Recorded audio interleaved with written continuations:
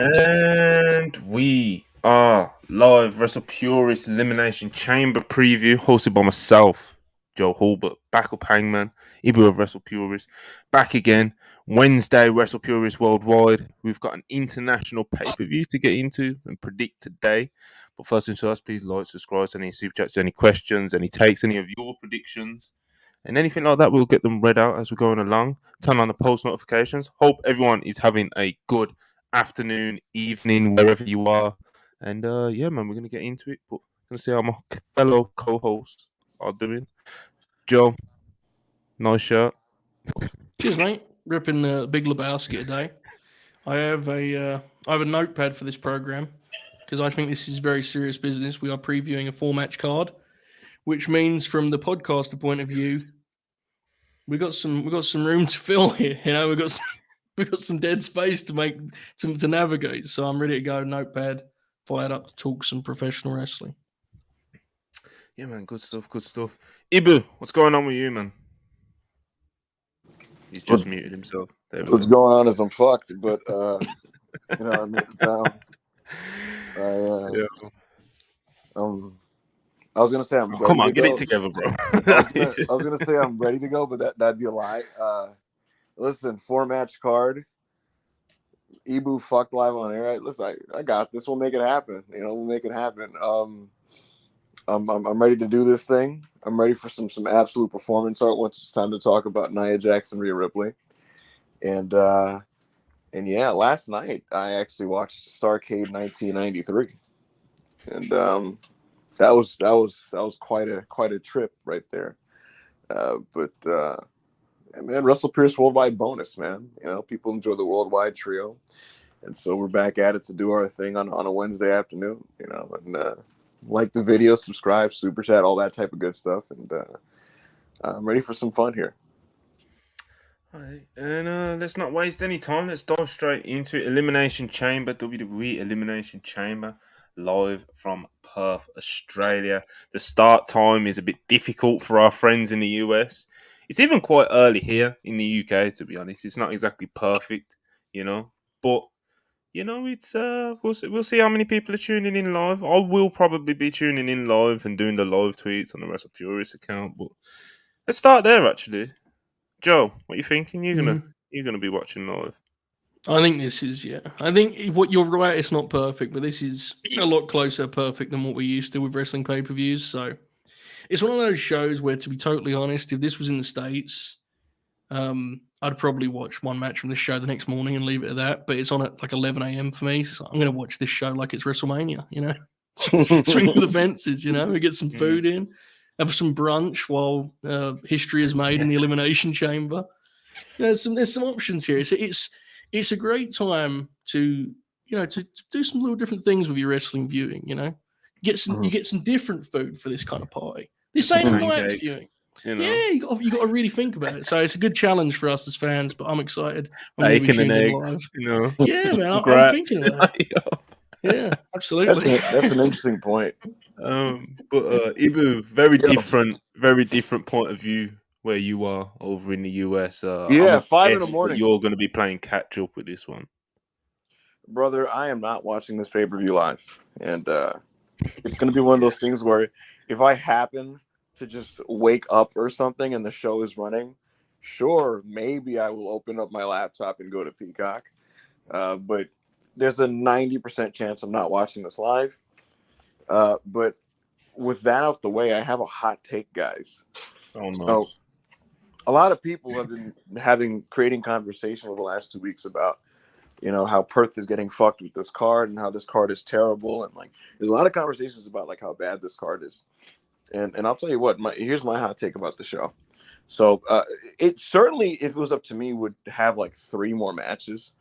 I think like the way WWE paces pay-per-views, like 4-match cards are kind of like insane, because no matter how many matches are on the card or not, these shows go like 3:20 or like around 3 hours. So with that being the case, you should have more matches, and I would add more, but considering like what is on the card, I actually don't hate any of the matchups at all. I actually think the card is, and this is the hot take, I think it's actually pretty good. I think both chamber matches will be good. The men's one looks like it could be very good. I'm personally a big fan of this new Catch Republic. That's their new name. Yeah. I don't know if you caught this, Joe. The British Strong Style's new name is the New Catch Republic.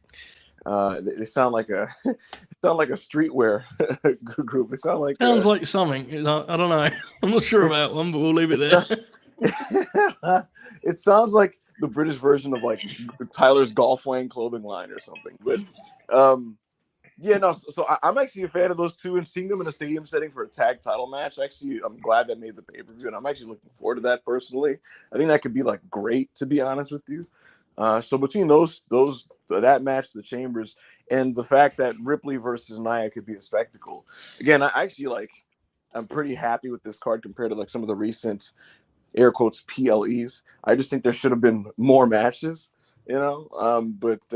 Yeah, that's my hot take. I actually don't think the matches are awful or whatever, but I do get where people are coming from in the sense that it's a stadium show, and you would think a stadium show should have all these huge, big time, well built up singles matches.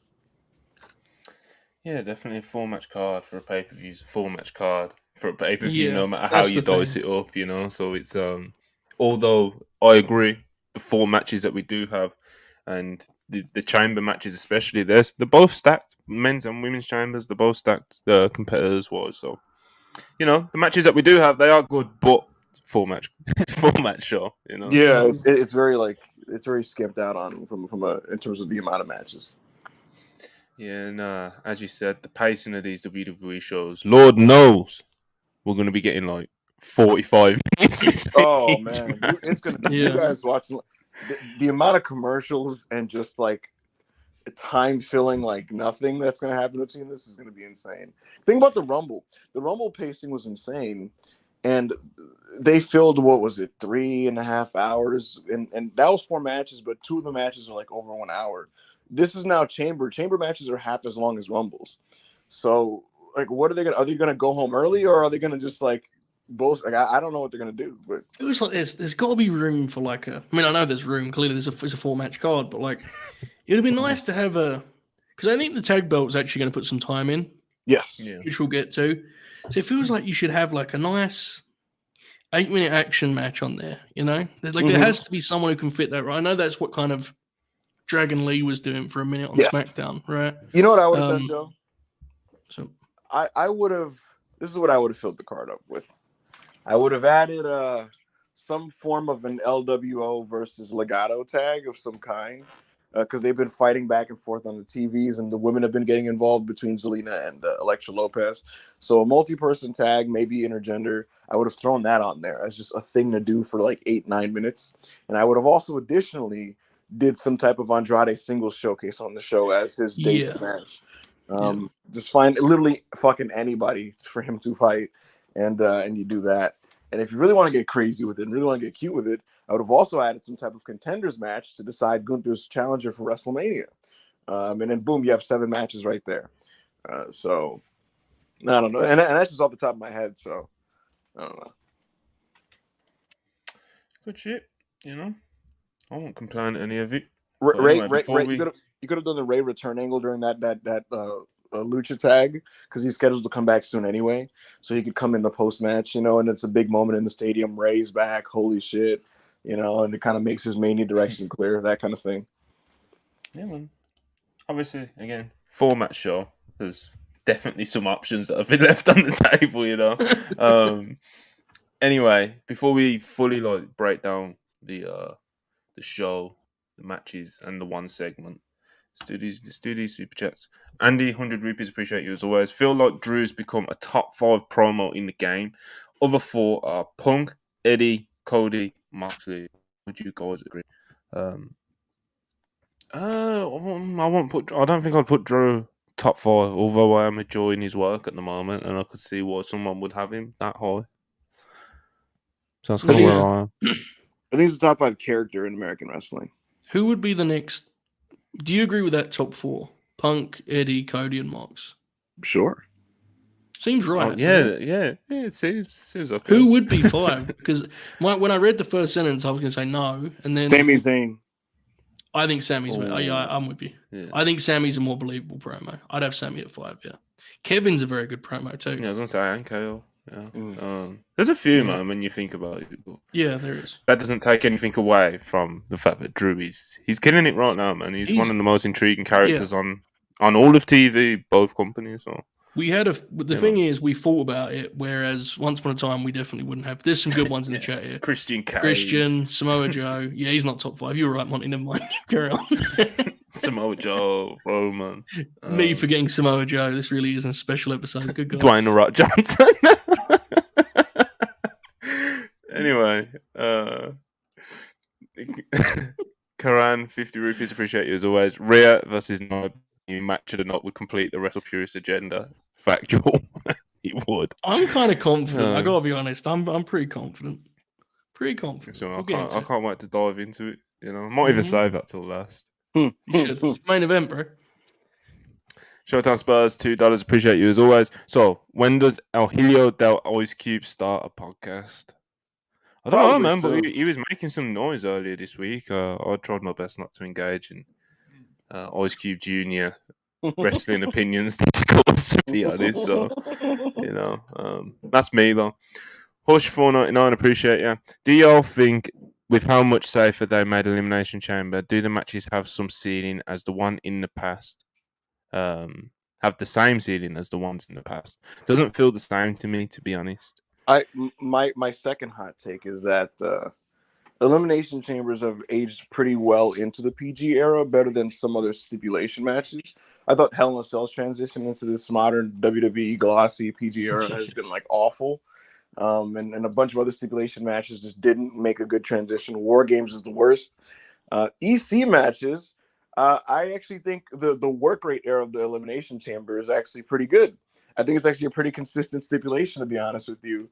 And for me personally, I know, like, obviously the brutality and like the vile sadistic structure is like an appeal, but like I always just like the Elimination Chambers because of the multi-person action within the space and the environment, and that's still pretty much intact, to be honest with you. I've seen a lot of modern Elimination Chamber matches that I would call very good, whereas with some other gimmick matches, like I don't want to see it in the current day and age unless it's equipped to do what it did in the past. I also I seem to recall loving the first one in the new cage too.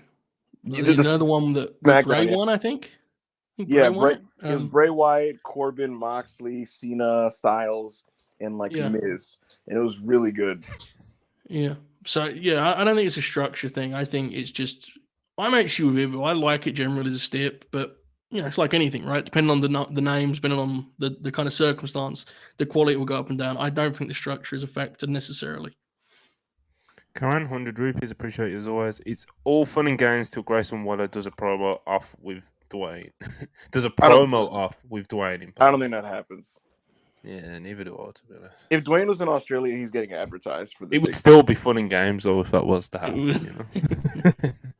Different kind of fun and games, but fun and games nonetheless. Wilches on $5, appreciate you as always. Jesus, brother. Do we know if Punk didn't get hurt, was he in the chamber match? I think. Yes. I have a feeling Cody versus Drew was going to be. Well, Punk would have won the chamber match. That's some world class deciphering right there. That is something. That's incredible. Do you know if Punk didn't get hurt, he was going to be in the chamber match? Winning it. Winning. Will's trying to say Will, yeah. He would have been, right? Yeah, sure. Yeah, because it's for Seth Rollins. It's for Seth Rollins' title. Drew seemed to have been the big winner in this whole, like, Dwayne coming back, Punk getting injured, etc., mess that has, like, played out, you know? So, yeah, man. Obviously, Cody's the big winner because he's doing what he was originally meant to be doing anyway, but in terms of, like, their plans changing for the better, it seems like Drew McIntyre's the big winner in that sense, you know? But, yeah, man, I believe that the when CM Punk was announcing his injury on Raw, that was meant to be a segment with like Punk, Sammy, and Drew all like announcing themselves for the Chamber or something along the effect, something like that. So, you know, but yeah, Punk Rollins was always going to be the the direction for Mania. They already foreshadowed it, So yeah, man. But we'll get it another time.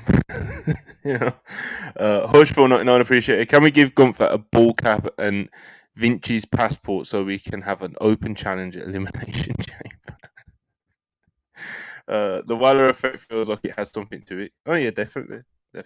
It would have been nice if you could have done Gunther J at this show as well. That would have been very nice. Yeah. Good match. Yeah, man, I really liked it. I think it was it was what I hoped it would be. Like Jay's offense was kind of as much of it as I needed to see, Yeah. I didn't really need to see Jay taking control. No, it was more just showing flurries of comebacks before Gunther shattered his dreams again. It was just, I liked it, man. And obviously Jay, so he knows how to show fire and stuff like that, even if he isn't hitting beautiful suplexes and stuff, and his spear's a little bit loose, and I love Jey Uso. So if you're over and you sell, you'll be fine. Exactly, man. And he gets it. So Joe's great, man, and obviously Gunther's literally arguably the best wrestler on the planet. So you know what I noticed? He has a good tope. He has this kind of he kind of hit a great one on Monday. Yeah, it's good tope. He's a good wrestler, man. He's not going to offensively wow you, but he's pretty aware of what he can and can't do, which is a big deal. It's he's a pretty polished wrestler. And when he does his stuff, he does it at a certain time in the match that's really effective. Whether it be the tope, whether it be that little breakdance uppercut thing he does, whether it be the Uso splash of the spear. He times and spaces it out pretty well in a way where he's a surprisingly good 22-minute match wrestler. I've noticed now between this and the Seth Rollins match that was surprisingly very good. That from on that one random Raw main event, Jimmy can do the title match epic pretty good. Jay can you mean? Jay, oh yeah, I meant Jay. Speaking of Jimmy, Joe, did you see the Jimmy attack? I did, yeah. He's that was remarkable. That was incredible. I know everyone likes to dunk on Jimmy, but I think he's genuinely a good character. Yeah. He's obviously his work is he's had 18 knee surgeries, and I'm sure he's seen better days physically, but I think he's a good example of he's self-aware enough to know how people perceive him, and he plays into it. Yes, he does. That's a superpower, bro. So many guys take themselves so seriously. If you understand your limitations, you can kind of play into it and have fun with it. So it kind of killed me because he's taking his hood off and he's doing this attack and he has this grin and it's he almost knows that you're you this motherfucker Jimmy Uso, and he's just kind of hey man, and he is admittedly very funny, and as he's just kind of attacking Jay, I'm just laughing hysterically. And I don't really know why. I'm Jimmy's just what the fuck, bro? It's the way he did it, bro. He's ringing the bell, then he unveils himself with the hood, and he's got this fucking cunty smile on his face. Yeah. And what he's doing is he's a total loser. He's just upset that his brother's better than him. That's the character, right? He's just mad about it. That rules. And the funny thing is, Monty, Jay's yeet does nothing for me, and yet weirdly, when Jimmy puts the one up and he's no yeet, again, that's actually pretty funny.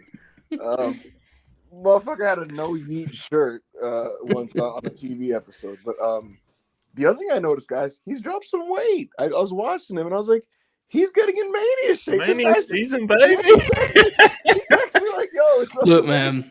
We'll see what they have up their sleeve, but they've said it. They've been pretty open about it through the years. That is their ultimate dream match. To wrestle each other at WrestleMania. That's their ultimate dream match, and they're getting it. For whether it works or not, we'll find out very shortly. But they're getting their dream match. So he's in a tank top, and he looked like he dropped 7 pounds, and I was wait a second. Is this guy getting in gear for fucking this singles match? Is he gonna be jacked come WrestleMania? God, I hope so. Oh, that would be just. Full heel, becomes a body guy. Body guy Jim Uso, yeah. Anyway. Which is on $5. Appreciate you as always. It feels like Vince would put anybody on pay-per-view for 10 matches, but Triple H at best has 6 matches. He really keeping his takeover match cards. He's a pervert. Yeah. What do you think, It's Joe? there's a healthy middle ground on these things that is, Of course. wrestling really Tony struggles for Khan middle puts ground. 15 matches on a card. Yeah. Like, Vince Yeah. put like 10 or 9 or like, and then he would do the typical WWE pacing, which we've learned to kind of hate with the 20-minute videos, packages and stuff. But and now Triple H is doing this takeover bit. Except here's the The thing: takeovers, it was okay. It was 1 hour shows. There was less talent, etc., etc. Different kind of matches too, right? Those matches were like, by the time that Takeover became this kind of monster, they were like designated. This match is going to be incredible. It wasn't, with respect to some of the matches we get on WWE pay-per-views, it is not the same at all. So, the other thing is like at that time, I had no issue with the 5-match formula for takeovers because it's like he just went to the next match after, and so you were out of there in 2 hours, and it was like okay. Yeah. And I'll tell you what, with this Elimination Chamber card, if it was like that, if they just went match, we're out of here in 2 hours, I'm not complaining. But I know for a fact, no matter how many matches are on the show, this is going 3 at least. dude, So NXT Takeover production, final detour before we preview the show. hell yeah. Extraordinary. Some of the touches that, like, the entrances were always great. But do you remember that deal? We've talked about this before, where it would come back from like a break or one of those little mini WWE Network breaks, and it would show one of the top guys sitting in the crowd watching the show. Yeah. And it would make it feel like you're watching a prize fight. It was like it had this great feel. The building was always darker for those shows. Yes. What a time! What a time! It was Mike Mansour, wasn't it? Yes, it was Mike Mansour. Yeah. It was. They're adding some of those touches now, Joe, to the main roster TV, which is why like NXT's just current existence is more hilarious and jarring because it is so. It already was very different, but now it's so distant to what like the direction of the main roster is. Now they do this thing, Joe, like where it's almost a middle, like it's like a slightly tail of the tape thing before the main event of SmackDown, and we'll do the thing like 1 match to go, and it'll like ding ding, and we'll show like this graphic, and we'll preview the main event. But yeah, it's interesting. So yeah, man. But yeah. Anyway, new direction on Raw. It looked better. So It did look better. it looks like a show for adults. Wheelchairs on $5. Appreciate yeah. It's going to be real when the Good Brothers win the NXT tag titles. Stand and deliver. Bro, I remember reading that the Good Brothers, like I read the spoilers for NXT, and I saw that the Good Brothers were going to be on NXT, but like I kind of forgot about it. when they're showing up last night, I got to pop all over again. Good shit, man. Then they got They got to do a promo. I saw, yeah. I didn't see the promo. What did they say in it? I heard Braun Breaker. They're coming for NXT tag gold, brother. They're coming for the belts. Yeah. I heard Carl specifically called out Braun. Separating the men from the boys, brother. I can't remember if he said specifically Braun, but I mean, they're the tag champs, so we're going to get something, it seems. I could be wrong. You fellas watch the show, but I doubt there's like an extensive tag ranks for them to climb. No, I think they're going to get shot pretty soon. Chase U just won like a number 1 contenders match, so I think they're going to do like some kind of freeway tag match. I think that sounds like all of that sounded like something they would do. Yeah. Yes. They're going to bury everyone in promos on the way. What are we going to do? Beautiful. What are we gonna do, guys? When they give Machine Gun Crawl and Braun 14 minutes in the PC? We're gonna go live, bro. We're gonna throw a party. That literally sounds like the worldwide match of the year. It sounds like especially on NXT because no one would talk about that shit other than us. Did you see the newest addition to Chase U's TV presence? You know what's crazy about it, Monty? I did not until I was scrolling the Twitter timeline, and one of those like pervert pages just posted like those slow motion videos of women, and I was like, "Who is this person that's with JC Jane?" And I was like, "Who is that?" And then I was like, "Oh, that's that PC person, Jade Gentile was her real name." So I guess that's how I found out that that this is this is a new addition. What's the story here, Monty? I think I was just not surprised that she made your radar. You know, Oh, she's new. I didn't realize she was new. Okay. yeah, they she's just new. She's new. So what's Also, it? You been exposed. who is no, I who don't is follow these. I don't follow these pages. too I late? really don't Too late. follow these pages. Who Ren Sinclair is someone I know, right? Maddie Rankowski from AEW Dark. Thank you. Okay, I was very confused, and I could have just googled it, but I thought I would ask The my gear friend Ibby was if that's certainly a choice last night. But It's kind of crazy, right? Like a 70s Yeah. grappler. Speaking of 70s grapplers, Brooks Jensen. Oh, there's something there, folks. He got a porn stash and a Jerry curl. he's still. You want to know what the thing is with what's his name, Brooks Jensen? He's so young, bro. Yeah, he's going to be a good worker. Yeah. Yeah, he probably will, man. And he's already got like 2 years of TV experience. He's like lanky and no one's like, it's not like Bron Breakker or Mello or somewhere where there's like a bunch of expectation and like people put. So he's just going to be able to like just develop nicely. Just become a nice. He'll probably get underneath over and they'll ruin it all, but you know. Yeah. He looks like They're Mid-South still there, Jake the man. Snake. He does. He really does. Looks like Mid-South Jake Roberts. Yeah, man. You should do a DDT. Basically what I was trying to say. Yep. Around 100 rupees, appreciate it. It's weird. Jimmy versus Jay is probably going to end with them reuniting, but I honestly feel like there's so much to explore with Jay as a singles title chase. I mean, just because they reunite doesn't mean that Jay can't still do singles, you know, because part of them reuniting, I guess, in kayfabe in his story would be like Jimmy kind of accepting that his brother's going on to do X, Y, and Z, you know? So, yeah, man, obviously, I love the Usos. You know, when they split them up, I was like, oh my god, what the fuck are we doing? You know, I remember that SummerSlam match; it was brutal. But you know, Jay as a singles has been a major success. I think it's safe to say.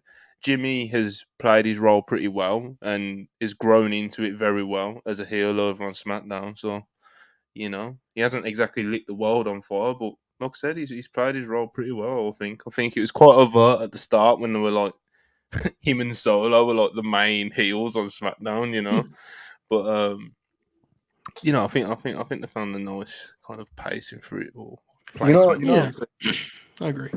Yeah, I'm actually impressed on how they stretched this out to Mania. It's actually pretty impressive, to be honest with you. But I was going to say this. This time last year, it slowly was becoming clear that the Usos are going to face Kevin Owens and Sami Zayn at WrestleMania. And I remember the internal WrestlePeers conversation was how good this match is going to be. And me, I was more on the more positive end in that it'll be very good. You know, it'll be good. And like some of the other people like on our brand were just kind of like, probably not. The Usos are kind of whatever. Like it'll be okay. And here's the thing: I was on the more positive end, but I'm thinking, to be honest with you guys, I'm thinking like, you know, borderline, maybe a little under 4 stars, something like that. And then it blew everyone away at Mania. And I'm not saying that's what this is going to be. There's almost no chance. But could you imagine Jimmy and Jay is a similar story where we're like, it might work, and then for whatever reason they just have something up their sleeves that's like spectacular. It could definitely catch fire. It's not something I'm going to predict, but if that thing is the opening match, there is a novelty to those two dudes wrestling, and as this has been the case for years now, the people that actually sit in the seats think much more of the Usos than folks that talk about online. You know, like that's an actual real thing. Like we talked about this a lot last summer, bro. Like, it's different. It's very different, and that's I don't mean that as like a IWC bro take. It's just that's scraps, right? Like it is what it is. That crowd at WrestleMania will absolutely see that match as a big deal. Whether they can match that is up to them, but they're going to be starting from a good point because I think the crowd's going to think it's important. So we'll see. Yeah. The Mania Tag match, though, genuinely, I was really confident going into that. It's because Sammy and KO, bro, in the main event of Mania. And it's like, I love the Usos, as I've already said on this podcast and said many times before in the past. With all that heat from that storyline going into it, like it was always going to be special, you know. Was I expecting it to be like a 5-star, one of the best WrestleMania matches ever? Maybe not to that extent, but I was expecting like a classic of some sorts, you know. But yeah, man, Usos are like. I think a lot of people think not even having like concerns about that match in that position with that storyline going into it are people who like don't really think too much of the Usos, which is like they Yeah, were always going to deliver to a certain extent in that spot, man. Like for me, the I best agree. WWE tag team of all time, like hands down, comfortably, like Their especially run after that is last yeah, reign. yeah. So Their run is hard to match for sure. It's the longevity, the different versions of their kind of characters they've had. It's been very very impressive, very very impressive. yeah. Hush 199. Can we get an ooze count for when they promo together?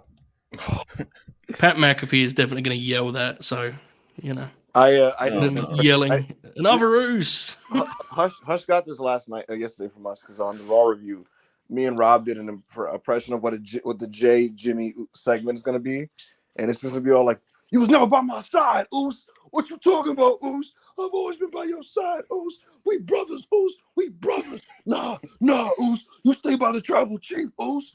Let's be real about this. Let's be real about the family, about the bloodline." And it's going to be so dramatic. Heyman's jowls are going to be jostling in the corner as he bobbles his head. Solo's going to grab his thumb and just look intently. He's going to stare at Roman. Roman's going to be like, "Jimmy, is this true?" It's going They're to be a gonna lot do of. they're gonna do some like heel bullshit swerve on Jay as well.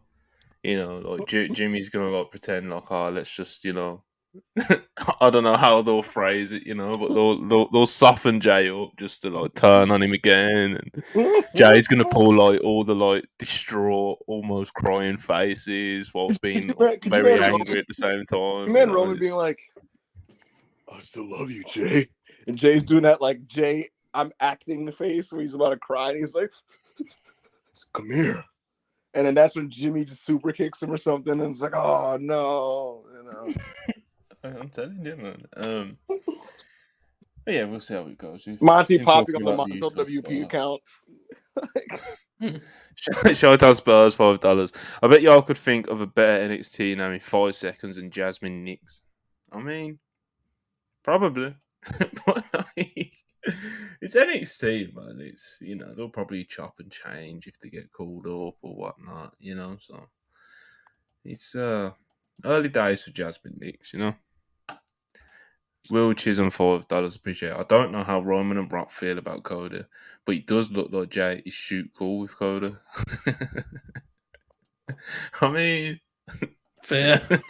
yeah. Agreed on both parts. Yeah. Be Fair. super chat, I can't lie. Will Chisholm $4 again. I wonder how Triple H feels about Shawn Michaels as NXT. Is he like, get me some workers and not these Instagram models who can't run the ropes low? To a shocking degree, because I thought the DX guys would be so like into with each other.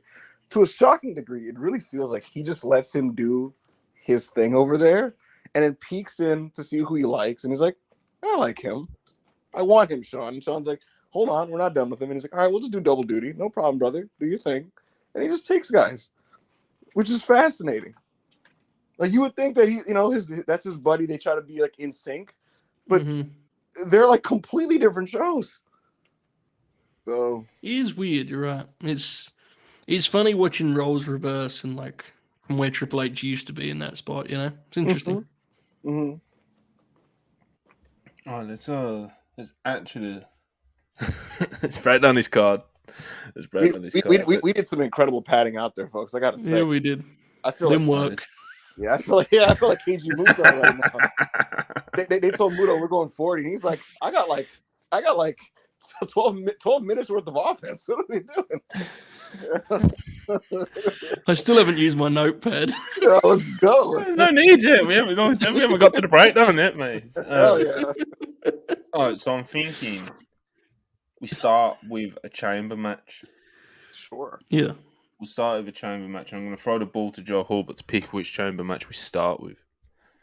We'll start with the men's elimination chamber.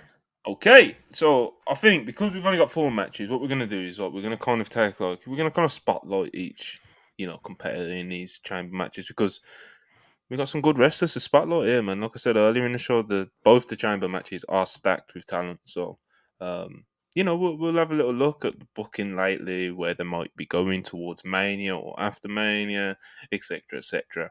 So then obviously we'll make our predictions for each match at the end of each match segment. Anyway, men's chamber: Randy Orton, LA Knight, Drew McIntyre, Logan Paul, Kevin Owens, Bobby Lashley. That's a stacked lineup, brother. The first competitor I want to look at is. Let's talk about just the lineup in general. Look, I'm saying it's stacked. I've said it about 3 times throughout this. I think it looks great.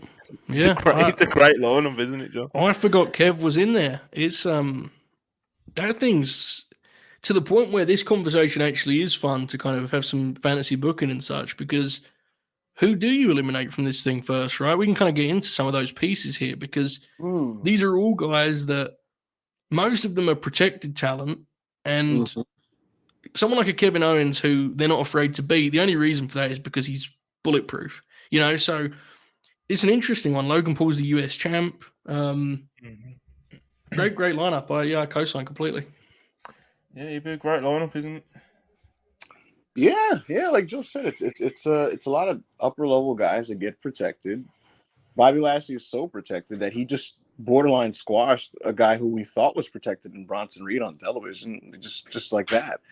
I don't know who gets out first. I feel like something gimmicky is going to happen with Kevin Owens. Yeah, probably. And I guess we'll see what happens there with him. And it's going to be something. Logan Paul's going to do a viral spot, as he says, where he's going to do like a high fly flow or a swanton off a pod. KO's probably going to be the guy to do a crash test dummy spot off a pod as well. Someone's going through a pod via Bobby Lashley spear. Yeah. I wonder how you eliminate Randy Orton, because I think Drew gets him last. That's the final two. Drew and Randy final two. I think the big thing, inferior jumping the gun Monty, I just think it's a good place to start, because you said about Mania directions and stuff. I think a good place to start is, what do we think Logan Paul's WrestleMania match is? Because I think once we figure out what we believe that to be, you can kind of work backwards, because you got to believe whatever he does in this is going to lead to that, right? It's tough. You'd assume. Originally, he was going to defend his U.S. title on this pay-per-view in a singles match. And it was going to be Kevin Owens. And then, believe it or not, guys, there was discussions of doing a rematch between Ricochet on this show. And then they, for whatever reason, they're like, nah, fuck that. So it's kind of tough to work out, to be completely honest with you. They may just do the KO thing at Mania. The other thing, though, is now Logan's wrestling on TV, and that changes the game, because we're in February.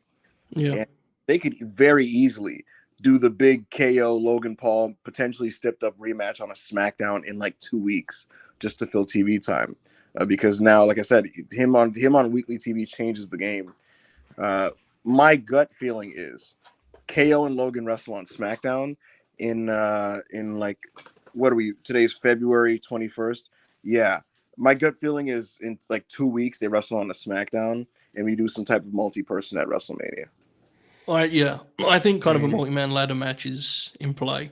I bring it up because if they want to do the LA Knight thing, which I do think is possible, you could see LA Knight pinning him here to set that up for Mania. That's one thing I would kind of circle as a possibility. But Logan Paul is going to be an interesting piece of this. I mean, Ibu's right. He's going to do a stunt of some kind. But the booking that part is intriguing, I think. Because SmackDown, we're looking at these guys here, the SmackDown guys. I don't think there's an obvious direction for a lot of them, Which is why they fit cleanly into this chamber. Like, if you look at the chamber, it's mostly SmackDown guys outside of Drew, and it's because there's just a bunch of like upper level guys floating. So like, all right, throw them in a fucking chamber. That kills a month right there. So yeah, man, Logan Paul, looks like Joe was saying, it's probably going to be made a lot more obvious what his Mania direction may be coming out of this. So Kevin Owens still a possibility, I guess, but. I'm sure they're going to be mixing it up quite a lot in there as well. So, Logan Paul probably going to do he's going to do his viral spot, as Ibu was mentioned. So, a nice addition to the match.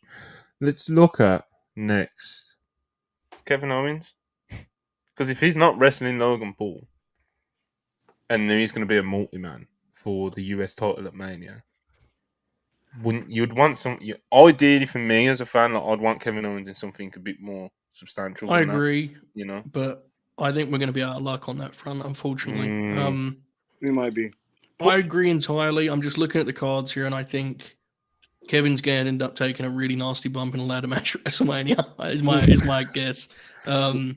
Which is I don't know. I don't know what the obvious option is there. It's made funnier, Joe, because KO, I don't know if you noticed this, Monty. He's having like very gimmicky matches right now where he's working like, I don't want to say low effort, but like he's working guys that he doesn't have to go crazy on because his foot is fucked. And because his foot is fucked, that's why he had like a simple match with Dominic. And he had a simple match with, I think, Austin Theory on a TV a few weeks prior to that. And it's not the usual, even though he still finds a way to get value out of it, it's not the usual Kevin Owens TV match where he's just like treating it like it's PWG, you know, and going crazy like you saw. Yeah, I don't know, because what's opening up right now that looks like the match for KO? I saw someone yesterday in our chat say, what if Braun Breaker fought KO? And that would be sick as fuck. Yeah. But I don't know if that's the direction. Well, the guy on SmackDown who's not in this match, this isn't a match for Kevin, to be clear, but I think we have to bring him up pretty early here, is AJ. Because I think AJ is a potential opponent for LA Knight for WrestleMania. I think, as weird as it Carl may Anderson's be, match, Joe Hall, but what? Yeah, assuming that falls through. What are you talking about? I even think I wouldn't predict it because I think it's a mistake at this point in their age. But I know how much Randy and AJ loved their Mania match last time round, and they were really mad that it got ruined by fucking lights. And I could see them getting a chance to run it back. Kevin and AJ, I would avoid at all costs because I hate that we did that when AJ was really close to his prime and it was not so good. But he feels relevant in this. I think I wouldn't say he's going to interfere, but I feel like there's a chance he does something to LA Knight, maybe LA Knight kind of fuck with him, right? Wait, we talking about AJ Styles? Yeah. Remember? LA Knight cost AJ his qualifier. Yeah, he did. He certainly did do this. He certainly did do this. And they booked that match for TV, and it pretty much never got to really happen. It had a no contest after 3 minutes. So, meaning that they have that match saved for something. Very possible. Very possible. Yeah, Kevin Owens. I'm sure he's going to be one of the standout competitors in this match. It does seem like it's Kevin. The earlier you get him in this match, the better. So it wouldn't surprise me if he was starting. To be honest. Yeah. So. I'm excited for Randy's involvement and Bobby's involvement. Yeah, well, let's talk about the big man, Bob Lash. We love Bob Lash at WrestlePurities Worldwide, don't we? I think everybody loves Bob Lash. Actually, to be honest with you, we can't claim that one. Joe did the dun dun dun dun dun dun. Loves me so much. Most impressive looking dude, and he's posed. He just goes. Like Robbie E. Yeah. But yeah, I'm happy to see Bobby Lashley in this match, man. Obviously, his qualifier was against Bronson Reed, and I guess most people, when they saw the announcement of that qualifying match, was like, well, Bronson Reed's going to be in this match because it's in Australia. But no, we got the big man, Bob Lash, and, obviously it would have been nice for Bronson Reed to get that in his own country and stuff. But at the end of the day, for me, for what I prefer again, Bob Lash, bro. I've got to throw my hands up, So yeah, he'll be mentioned though. He's probably going to spear someone for a pod. Probably going to throw some people around. Might have a stare down or two with some people. It's the big man. Fired up, John. He's always fired up for Big Bob Lash. He's had a really interesting, I guess, 18 months, maybe year, definitely. And what makes Bobby really interesting is that last year, through no fault of his own, of course, he missed WrestleMania. And that was a big story last year, was Bobby. Remember he came out with the Andre statue? Now, I think that's interesting because, frankly, I don't necessarily see his route to do something different this year. And that's a little interesting to me, a little odd to me. I assume Bob Lash is not doing anything with Karrion Kross at WrestleMania. I assume. The violently scary thing is, Joe, is they have not done the singles or trios match, and and we are losing some weeks here. It's I frightening. mean, I guess I don't want to see the trios, but I guess if you want to make this Bobby Lashley Street Profits thing a thing, then I guess I don't know. You know what I will? Ross. You know what I will say? Yeah, it's tough. You know what I will say? A group falls count anywhere match with those teams, or they just kind of go around the building and beat each other up and slam big guys. There is a version of that doesn't suck. To be honest with you. Oh yeah, absolutely. If it isn't that, I don't know what he does at Mania. Do you like? I mean, I we don't know. talked about AJ Styles. It won't be a singles cross match for the. That's just not what it would be. I don't think. Yeah. I don't know. It's very, very unclear with Bobby Lashley. I'm not sure it's going to be made any more clear by the end of this. So, I think he's going to have an explosive showing and be eliminated pretty swiftly. I think he's going to be in there for a short time, but when he's in there, he'll be kind of kicking ass. Yeah, pretty much. He feels a good candidate to get RKO'd out of nowhere, to be honest with you. Oh my God. You know what this reminds me of? Nobody remembers this. The night that Big E cashed in, that followed a really sick Randy Orton Bobby Lashley TV match. Awesome match. Absolutely. Big fans of Bob Lash, as I said. But okay, so Bob Lash, Kevin Owens, Logan Paul, LA Knight. Yeah. There it is, Joe Hulbert. Iconic. Yeah, man. LA Knight had one of the most impressive 2023s in terms of movement up the card and just becoming a star, basically, in quite a short amount of time, you know. And it was cool to see. And he's still, he's still getting reactions and stuff. He might not be like the hottest babyface in wrestling like he was a few months ago, but he's still a big player. Still, obviously, he's involved in this match. Don't think he's going to win this match, but he's got something to do for now. And I think his direction for Mania is what we thinking, Ibu? What do you think? What do you think of that night? What we're getting up to at WrestleMania? He will absolutely make the main card. The question is, yeah, of course. He's either going to be wrestling AJ Styles or he's going to be winning the U.S. title in either a singles match to Logan Paul or a multi-person. Yeah. So he will get some type of nice moment for himself at WrestleMania. Yeah. And I look at LA Knight as a worker, man. He's not exactly one of the... When I look at the graphic, he's not exactly one of the names that jumps out at me because it's so stacked, to be honest. But I do like LA Knight as a worker, even when people were previously quite critical of him when he was kind of first emerging. People have kind of calmed down on that a bit now. But he's just a solid worker. You know what I mean, Joe? He's just good pro. Yeah. Yeah, I agree. I think it says a lot about his ascent that. People are kind of talking about how he's fallen off and such, and you look at him and he's in this match. Look at the guys in this match, and he's in that match, and he will get a reaction befitting that. He'll belong in this match. I think he is a pretty intriguing one in terms of the role he plays here because he doesn't feel like a guy who's going to open necessarily or kind of take the bulk of the match. But I could see him. I think the big thing, I mentioned it earlier, I think you got to circle the Logan Paul interactions. I think that's going to be telling, I could see LA Knight's... It will illuminate what's going on, yeah. Yeah, I think his big moment in this match is very, very possibly going to be eliminating Logan Paul. And if you do that and you make it clear that's where you're going, to be honest, you don't really need to do a lot else with LA Knight because it's clear, the audience will know, he just been the US champ. That's his match. Yeah, so I think... that may be the case here. I think he may be a guy that in this match is almost sacrifice is too strong a word, but isn't as much a priority because you can handle that Logan business and he's fine now for the next month and change because you know where you're going. So yeah, it'll be interesting. I'm sure he's going to get a great reaction as usual. Yeah, man. LA Knight. Yeah, it's a good spot for him. Hopefully his Mania direction is a bit more clear at the end of this. I think there's a good chance that it will be. So, yeah, looking forward to seeing his involvement in this. I think the starting to will probably be Logan and KO, to be honest. I do too, yeah. But I think LA Knight will be in quite early, I think three and four will be Bobby Lashley and LA Knight in no particular order. Yeah, and then Drew, then Randy. Randy's definitely last.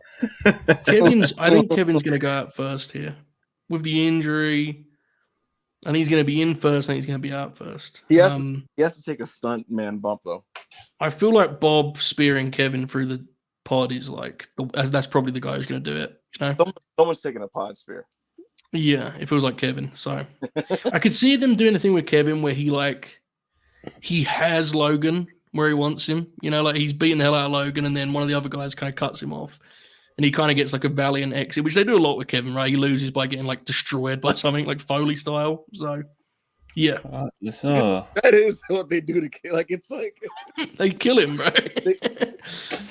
A lot of fans, I don't know if you guys have seen this. Some fans online have coined the term Darby death as a genre of match, where it's just Darby getting fucking destroyed. Mm-hmm. You know, Samoa Joe versus Darby Allin, for example. And like KO death is also very much the thing, you know? Yeah. So let's talk about Randy. Let's talk about Randy Orton. We all love Randy Orton here. He's just done a I'm not hitting the post, bro.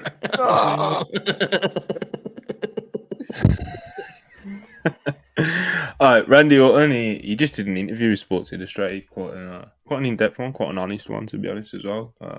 Quite enjoyed the interview, to be honest. So yeah, I'd recommend going to check that one out. I read the quotes in his voice and it popped me. Talks about coming back from injury and about how he, you know, obviously was considering retirement at one point. All the doctors were telling him to, you know, maybe consider, you know, retirement until he found this one doctor was able to perform surgery on him without cutting into the muscle, which would have rendered him basically retired if that was the case, if he would have taken the surgery down that route. But he found a specialist doctor that could work on his back, and you know, and he talked about the weight that he's put on as well. Like, we've all popped for this jacked version of Randy Orton. What he was saying, like, he wasn't able to exercise certain parts of his body because pretty much throughout all his 30s and he's the start of his 40s, his back has been shot for a long time. He wasn't able to work out on his lower back, his lower body, and things like that. So he said that literally after 6 months post-op, he's put on, like, he went from, I think he said 240 to 280, and now he's 275 at the moment. And he says that he feels great, and he feels like he's now at the size that he should be, but he wasn't able to get to that size because of his injuries and stuff like that and the pain he was in. And yeah, he seemed like he went for a really, really rough time with those injuries. Obviously we knew that because of how long he was out, and we knew he was getting serious surgery and things like that. But you know, when these wrestlers talk about like the day-to-day life, like he was saying, he's saying he couldn't even sit down and take a shit without being in excruciating pain because of his back. And you know, he said that he went trick-or-treating with his kids, and he had to stop in between houses just to like take a break, just because he couldn't stand up for too long and shit like that. So obviously we're very lucky to have him back. And yeah, he seems very happy with the size he's put on, and you know, and he just seems like really grateful to be back in the ring again. And he talked about wanting to appreciate that, etc., etc. So, you know, yeah, Randy Orton, new interview. He did mention the Vince McMahon thing. Obviously, he was asked about that, and he just said, you know, obviously Vince McMahon, he did a lot for me in my career, but you know, reading all that shit that you guys have read the same of, you know, it breaks my heart like to see that stuff. So, you know, we don't need to get into John Cena's very elaborate waffling answer either, because he's not involved in this show. So, yeah, man. Yeah, Randy Orton, WrestleMania. Still have no idea what he's going to be doing at WrestleMania, but I'm sure he'll have a pretty big role. And like I just said earlier, I think he'll be the last contestant to be entering this Elimination Chamber. He's going to hit a few nice RKOs. Might be the last. Might go into the last two with Drew McIntyre. I don't think that's a bad bet. And Yo, Monty. People love Randy Orton, man. It's just Monty. I gotta say, my favorite quote. Did you guys see his quote about the Punk return? Yeah. When he was like the old Randy would have been pissed.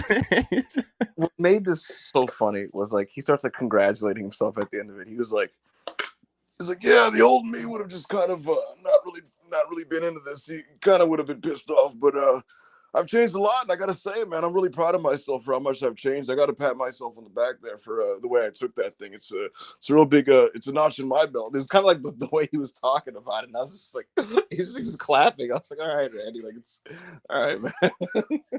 But He was talking about how Triple H told him literally as he was putting his boots on that CM Punk was coming back. You know, so. He's fucking ripping me. What's going on here? Yeah. Have you heard Randy in like normal conversation? How it's so his voice is so shot and gravelly. Like he's just like wonder why. Yeah, right? And what makes it funny, Joe, is even if it's a WWE production, he's incapable of not cursing. Like there was like some backstage deal he had to do with Kayla that he had to get bleeped 4 times because they were like, she was like, "How do you feel being back at Survivor Series?" And he's like, "Oh, I mean, it's fucking great, you know." It's like this shit's fucking crazy. I don't know. And like, I'm like, Kayla like looks around like, they'd have to bleep Randy. Yeah, Randall. Like I said, pretty honest interview, pretty interesting read as well. Touched on quite a lot of interesting subjects. Would recommend it. Happy to see Randy Orton in this elimination chamber, man. Anything we want to add? No, they're gonna do. I think you mentioned it. They're gonna do that sequence where everyone feeds an RKO. That will happen. So, and the place will come unglued for that. I think Drew, when he beats him to kind of win the match, I think there'll be like some sort of nefarious tactic, right? That's kind of Drew's thing right now, low blow maybe or something. I think Randy will be protected as the final elimination, so he'll be golden, bro. The only bump he'll take will be the RKO a bunch of times, and he'll fall down on the Claymore and call it a night. Logan Paul jumping off the top rope and catching an RKO. Do you think Drew? How do you think Drew's going to take the RKO?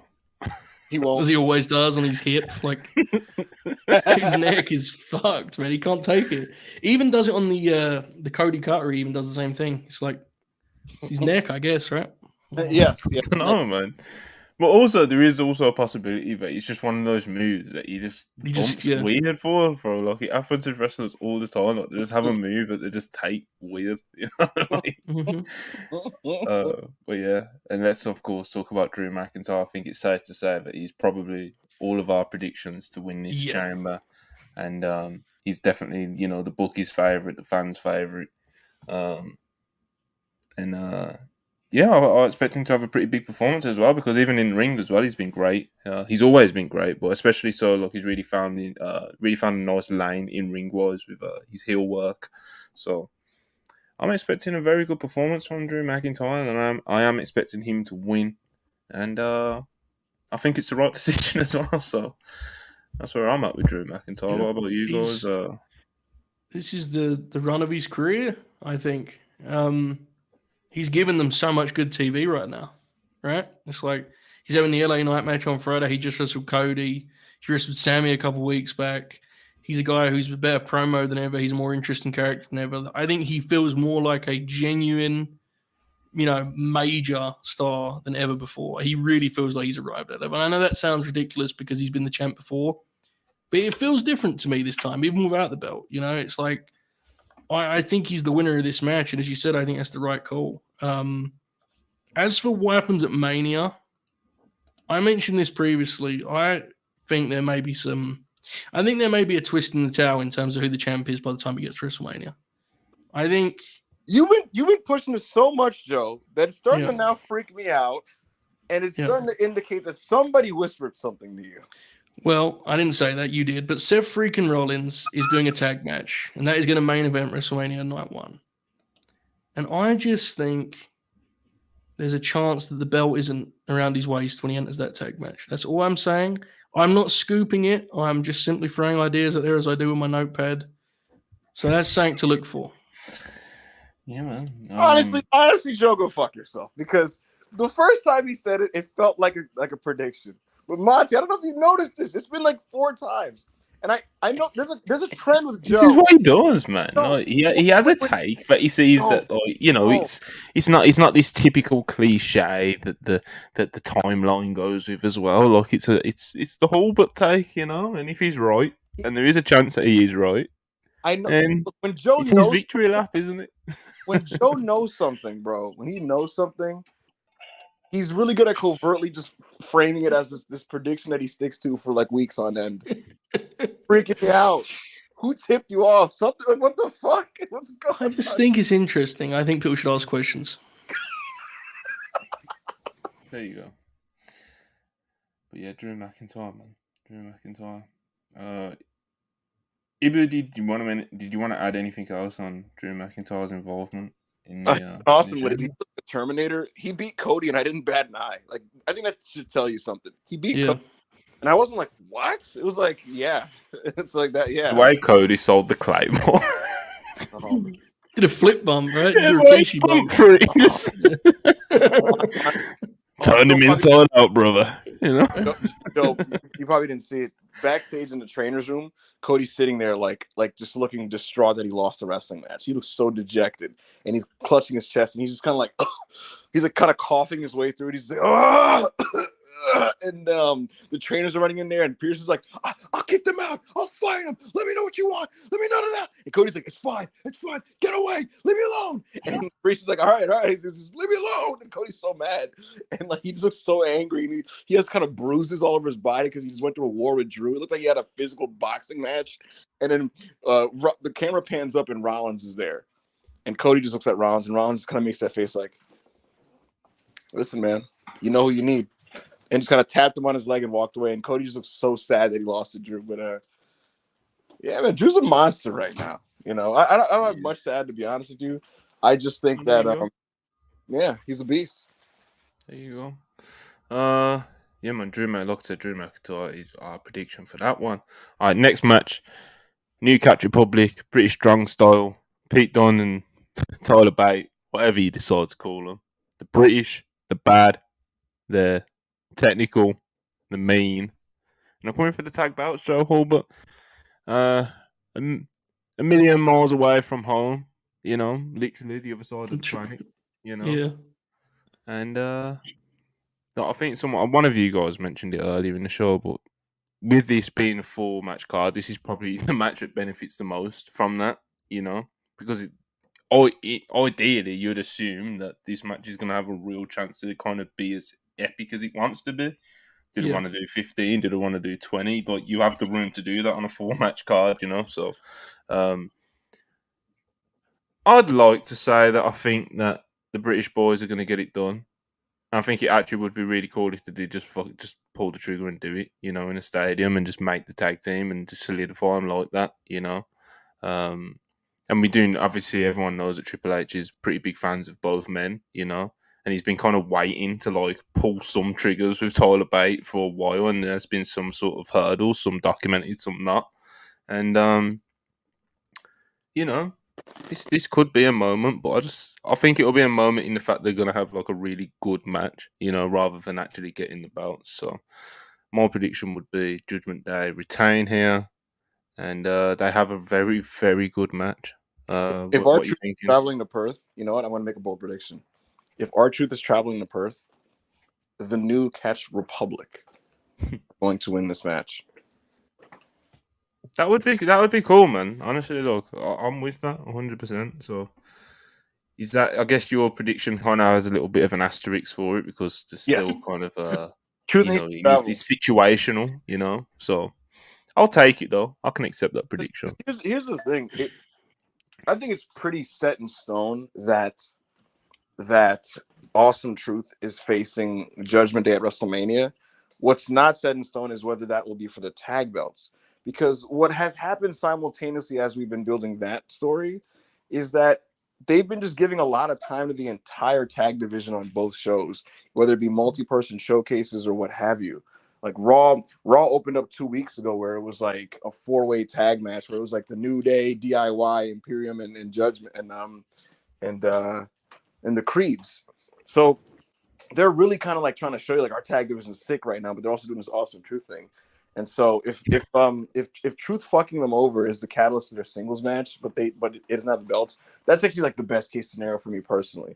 Because I'm at a point now where even though like this thing isn't my thing, it's so molten hot and over that I am able to just be, you know, objective about this, throw my hands up and go, listen, people really love this stuff. Let them have that thing, right? Pay it off, go for it. But in my ideal world, you wouldn't also hold the tag belts up with it because there are so many good teams that I would like to see wrestle at Mania. So I think that the compromise is doing that match, letting the people have their pop, but also letting, the Mark tag teams, have their match for the belts. So that's where I'm leaning towards with this entire thing. There you go. And since this has popped up and it's the right timing, and obviously me and Ibu have already made our predictions. I'll let Joe kind of answer these with his answer. Hush 199, appreciate it. Y'all think R-Truth cost Damien the tag belts or his Money in the Bank cash in? I don't. I think they're going to do the opposite of what Ibu wants and have Awesome Truth win the belts at WrestleMania. Now, what I will say, before I go any further, my actual prediction is Judgment Day just win a really long match. But Dan in the chat, he actually stole something I was going to bring up. If you scroll a little bit up, he said, I smell a BS finish that causes split in the tag titles. This was something I was going to bring up. With the way they're currently doing the GM dynamic, you could absolutely do something with that, right? Where it's like a weird finish that's controversial. And Aldis or whoever says, fuck this, we're not going to keep playing, having you guys hold these belts hostage. We're making our own tag belts. Or something to that effect. I bring that up because that would then kind of allow some room to get those other tag teams that we were just talking about on the card. Like the tag team showcase last year could be for the new belts, whatever it may be. So I think that's a good thing to circle. It's not necessarily what I think will happen, but I think it's interesting. As for the match, this is a huge opportunity, right? You laid it out perfectly, Monty. 4-match card. Everything you look at on paper here suggests they're going to have a lot of time and a lot of freedom to have a crazy match. The big X factor is, will a stadium crowd care? And I don't say that as a knock, but there's 2 Elimination Chamber matches and a Rhea Ripley match. Placement. If there's a match that they're going to exhale in and take a break in, it's going to be this one. Luckily, I think they're going to have so much time they'll be able to get them on the back end. Yes. I do think this could be a match that if you're live tweeting or whatever, at 10 minutes, people are going to go and this is dying, and by the end, I think they'll do such a long finish. I think they'll be fine. But that will be kind of, I think, a deciding factor in terms of floor and ceiling for this. But it should be tremendous, really. I mean, it really should be the best wrestling match on the show because, frankly, it's the only match of its type on the entire show. You've got these big multi-man matches, and you've got Rhea and Nia is going to be a spectacle, but they aren't going to be trading holes. Yeah, so it doesn't get any better an opportunity. It's just a matter of, hopefully placement doesn't hurt them and timing and stuff. But yeah, I think it should be a great match. You made a great point there, Joey. It feels like one of those things where, like, during the initial heat segment, you're like, "What's going on here?" type of thing, right? And then, like, the first few hot tags will get them a little bit, and then they're gonna have probably a very elaborate and extensive closing stretch, which Judgment Day are quietly quite good at. And then you pair in Pete Dunne probably working stiff. He might do some sick shit with Finn Balor, to be honest with you, because Balor can do the gritty technical stuff, and he has some great matches with Pete Dunne in NXT in like 2021-ish, 2020. So they could do some cool stuff there, kicking and striking and chopping, all that type of shit. And then, like I said, the British strong style team will probably kind of PWG it up in that closing stretch. And those last maybe 6-7 minutes will probably get the crowd, to be honest with you. I'm expecting like a 21-minute 4-star tag match here. Right. I think like I said earlier, I think it'll be very good. So, man. And I think we're all predicting Judgment Day to retain, and Ibu, obviously, if he sees any reports or any pictures of R-Truth in Perth, Australia, switching up that prediction. All right, let's talk about the Women's Chamber now. So in the Women's Chamber, we've got Raquel Rodriguez, who's just returned from, would you call it injury, illness? She had like a skin condition that she's still kind of dealing with, but it's definitely calmed down a lot.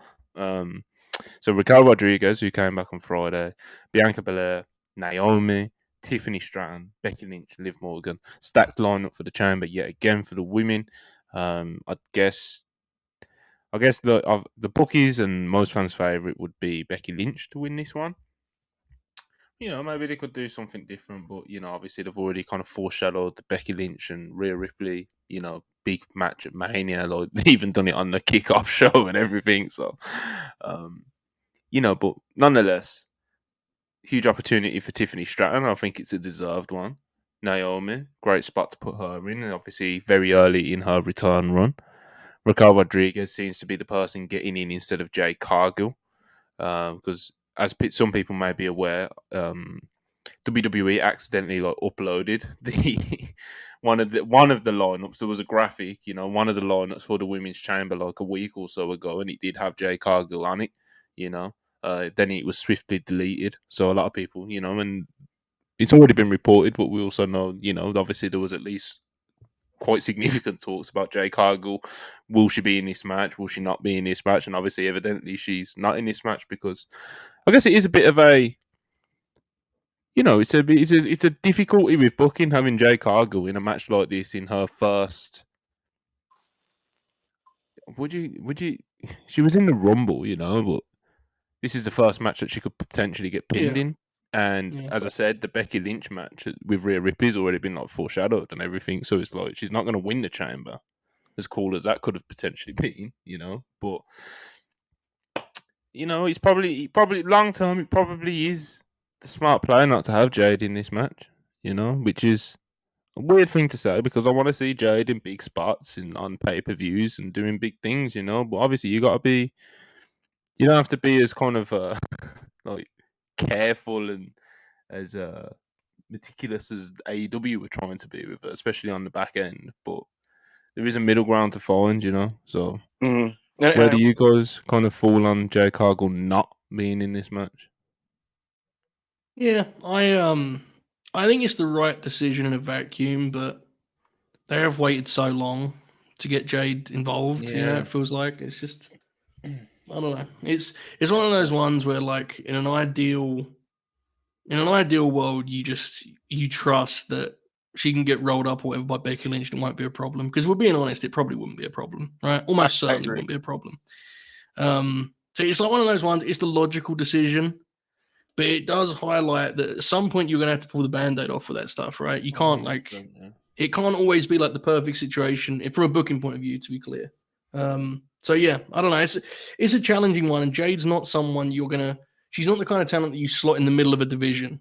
If you have Jade, you need to feature her big time because that's the whole point. So we'll see if they have the Bianca stare down in the Rumble. Yeah, So and that's the level, Yeah, the thing that's important here really is that regardless of the chamber, as long as they know what she's doing at Mania, then it doesn't really bother me. Yeah. Like if they're going to do Bianca at WrestleMania and it's locked in, that's fine. Yeah. They need to have that known though. Because if not, it's going to get messy quick, Yeah, it's Ibu. My bad. What are you thinking about Jay Cargill not being in the women's chamber match?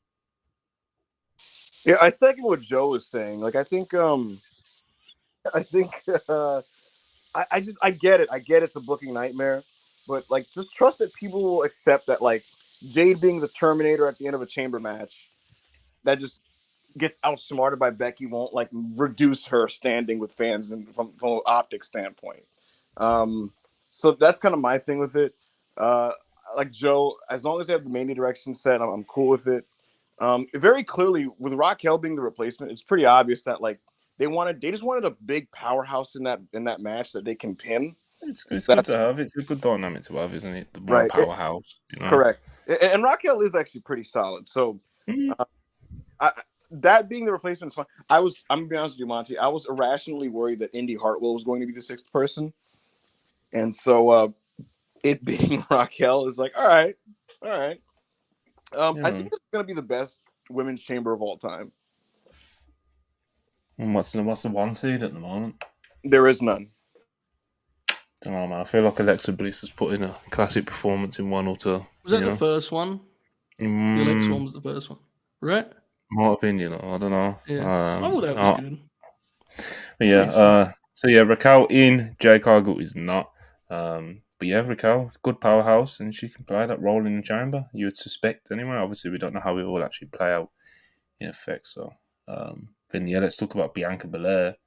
With Jay Cargill not being in it, who could potentially be her Mania match, it's like I think she'll have a very strong run. I think she potentially could even go to the final two with Becky.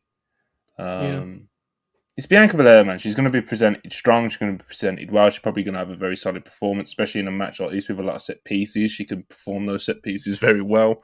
So yeah, excited about Bianca's involvement. And I guess if you was gonna say there was a dark horse, it would be Bianca Belair in this match. You know. Yeah, the big thing to circle with Bianca is Tiffany Stratton. Right, Oh we yeah. talked on Worldwide about that being a potential Mania match, and I actually think the way they've started this Tiffany push, I actually think that's very much a possibility. So I think this would shock people. I would not be surprised if Tiffany pinned Bianca in this match in a underhanded way, maybe a grab of the tights, whatever it may be. But I Joe, could see them wanting to shock people I with have that, been honestly. sizzling something with the two, so Yeah, exactly. I think that's Exactly. exactly what happens. I think it's exactly what happens. Yeah, there because you go. then you fix the problem of, like, as you just mentioned, unless Bianca's going to the end, how do you get her out? She's so protected, and rightly so. Tiffany's obviously going to lose to Bianca at WrestleMania if that is the match. So you could have her get the fall on her here. So that's the big thing to look for with Bianca, I think. If we get any Tiffany Stratton kind of development, because that could be the match. I think that's very much in play. So that's something to look for. Absolutely, On absolutely. Raw, Joe, they did this like multi-woman talking segment, and but yeah, let's set about Hey, it. What's no up? crumbs, bro. Yeah. What I will say about the segment is these portions were very targeted at Bianca and vice versa. So Yeah. And that's what I honestly, I didn't even think about it until we discussed it on Worldwide, but I do think that could be where they're going here. Definitely wouldn't complain at either of the potential Bianca Belair matches, but I do as much like I am, you know, I dragged the bandwagon along for Tiffany Stratton, but Bianca versus Jade at Mania is like, bro, Yeah. that's I think that's Jade's going to kill special, Nia. you know. I really do. I think they knew Jade and Nia. We'll see. I Yeah, can't lie to you. I listen, can't lie. I wouldn't be mad at it. Nia, Mad at Nia that either. Jade, Nia Jade, and Bianca and Tiffany. That's a sick duo of non-title women's matches on a Big Four show. To be honest with you, in my opinion. Yeah, man, 100%. All right, so Raquel, Bianca. Let's keep talking about Tiffany.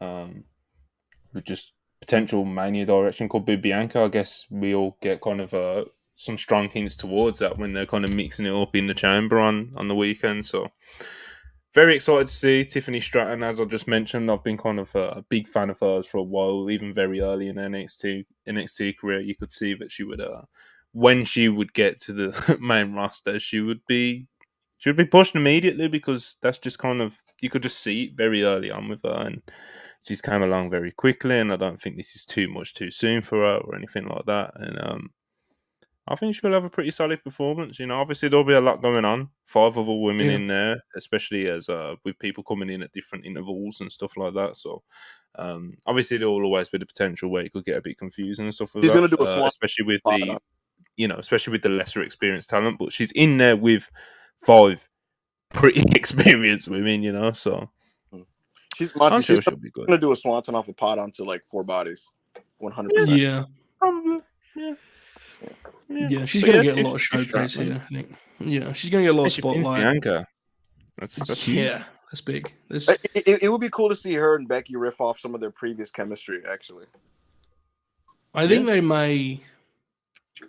I think Becky and Bianca may open actually because that's a different kind. That previous history is a natural for the chamber, right? Like, whoa, we've seen this be important before. I think they may do that. I definitely could see Becky wanting to be in there the whole time.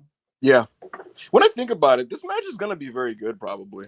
Like, oh yeah, it will be the opener too of a hot crowd. That's good yeah, stuff, they're man. gonna be so into Becky. She'll do stuff with Bianca. Tiffany will probably do big spots off the chambers.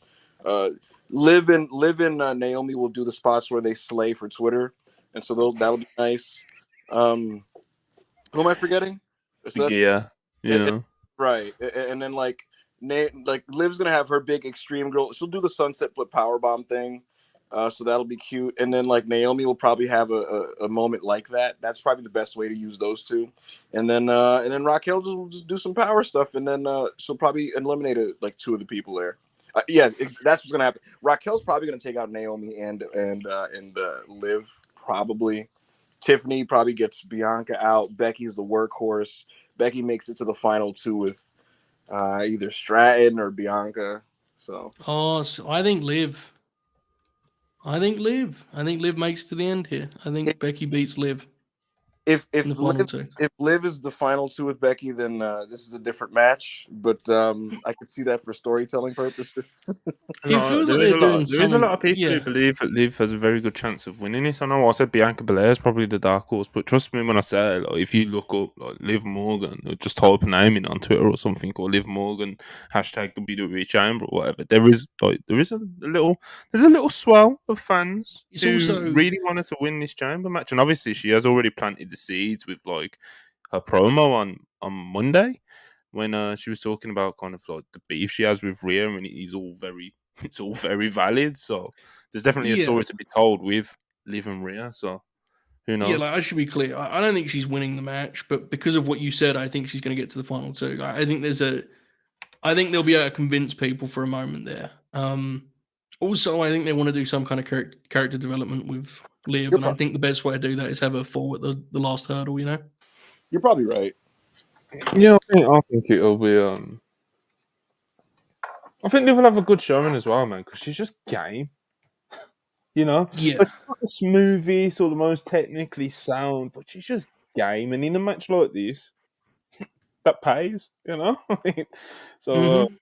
I'm actually quite excited about Liv Morgan's involvement in this, especially if she does have quite a lot of fans behind her, which I do think will be the case with the live crowd in Australia. So, shout out Liv Morgan, man. We're gonna watch her, as she says. Let's talk about Naomi, man. Excited to see what she's going to be capable of. I've actually liked her performances during her TNA knockouts run and just TNA in general, to be honest. I'm gonna So, stop you. Her new theme fucking rules.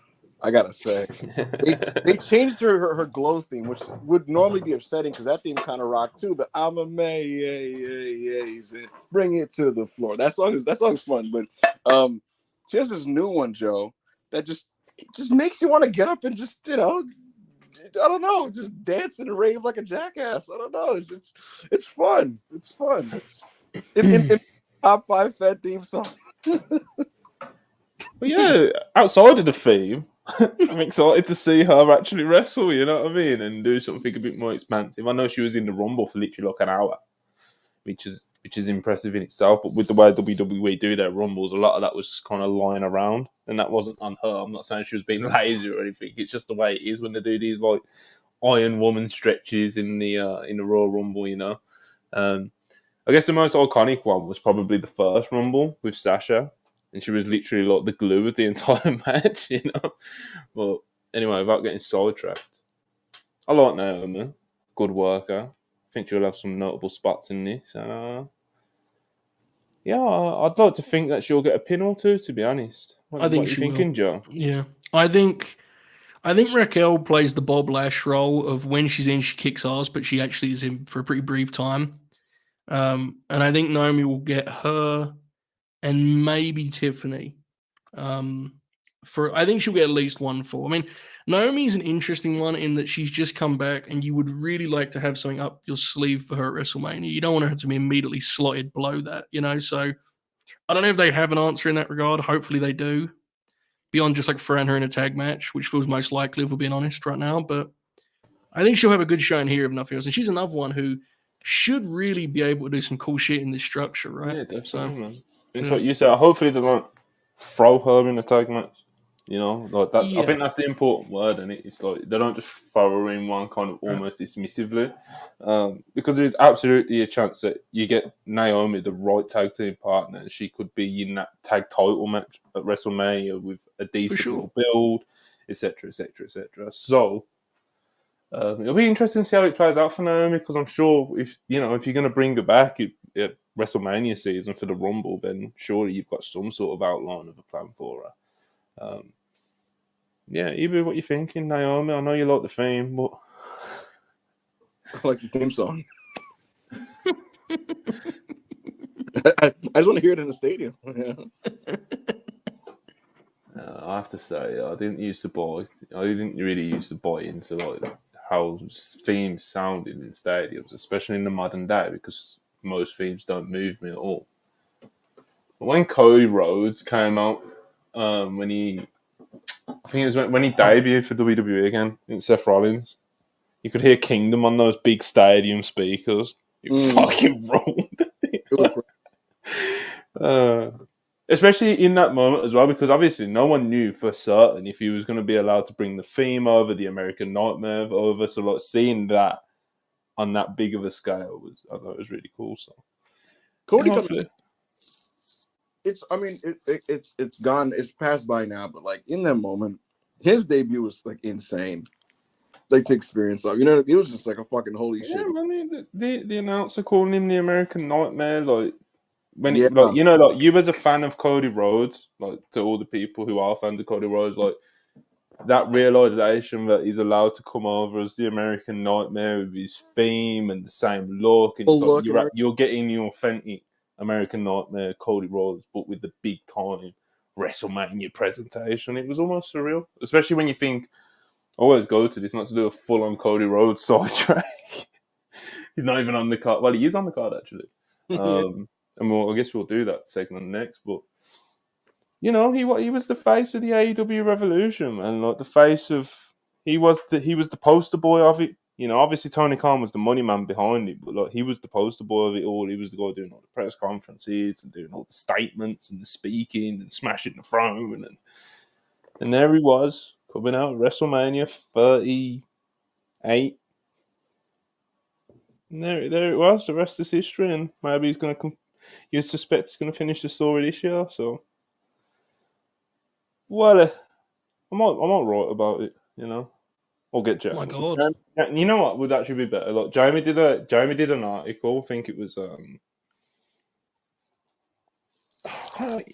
it might have been just after he debuted at Mania 38. He wrote an article, kind of like summarizing like the Rhodes' journey to that point, and Teal like quote tweeted it. So it'd be nice for like a lot of part two from Jamie there. But yeah, man, Cody Rhodes, quite a fan. Naomi, quite a He's fan pretty as well. popular. Yeah, she's popular too. Liv Morgan, I guess we kind of already touched on her already, didn't we? She definitely does have a chance, and you know what, Liv Morgan, she's gonna take a ridiculous bump in this because it's what Liv Morgan does. You know, what Liv Morgan Yep. does. Then like Becky Lynch, like I said, probably the favourite for this. Wouldn't surprise if she goes from start to finish either, to be honest, Joe. I think you've already touched on that. Yeah, it feels like she's going to want to kind of be the glue here. That's kind of in line with who she's been, right, for this last Oh year yeah, or so, absolutely. I guess. Yeah.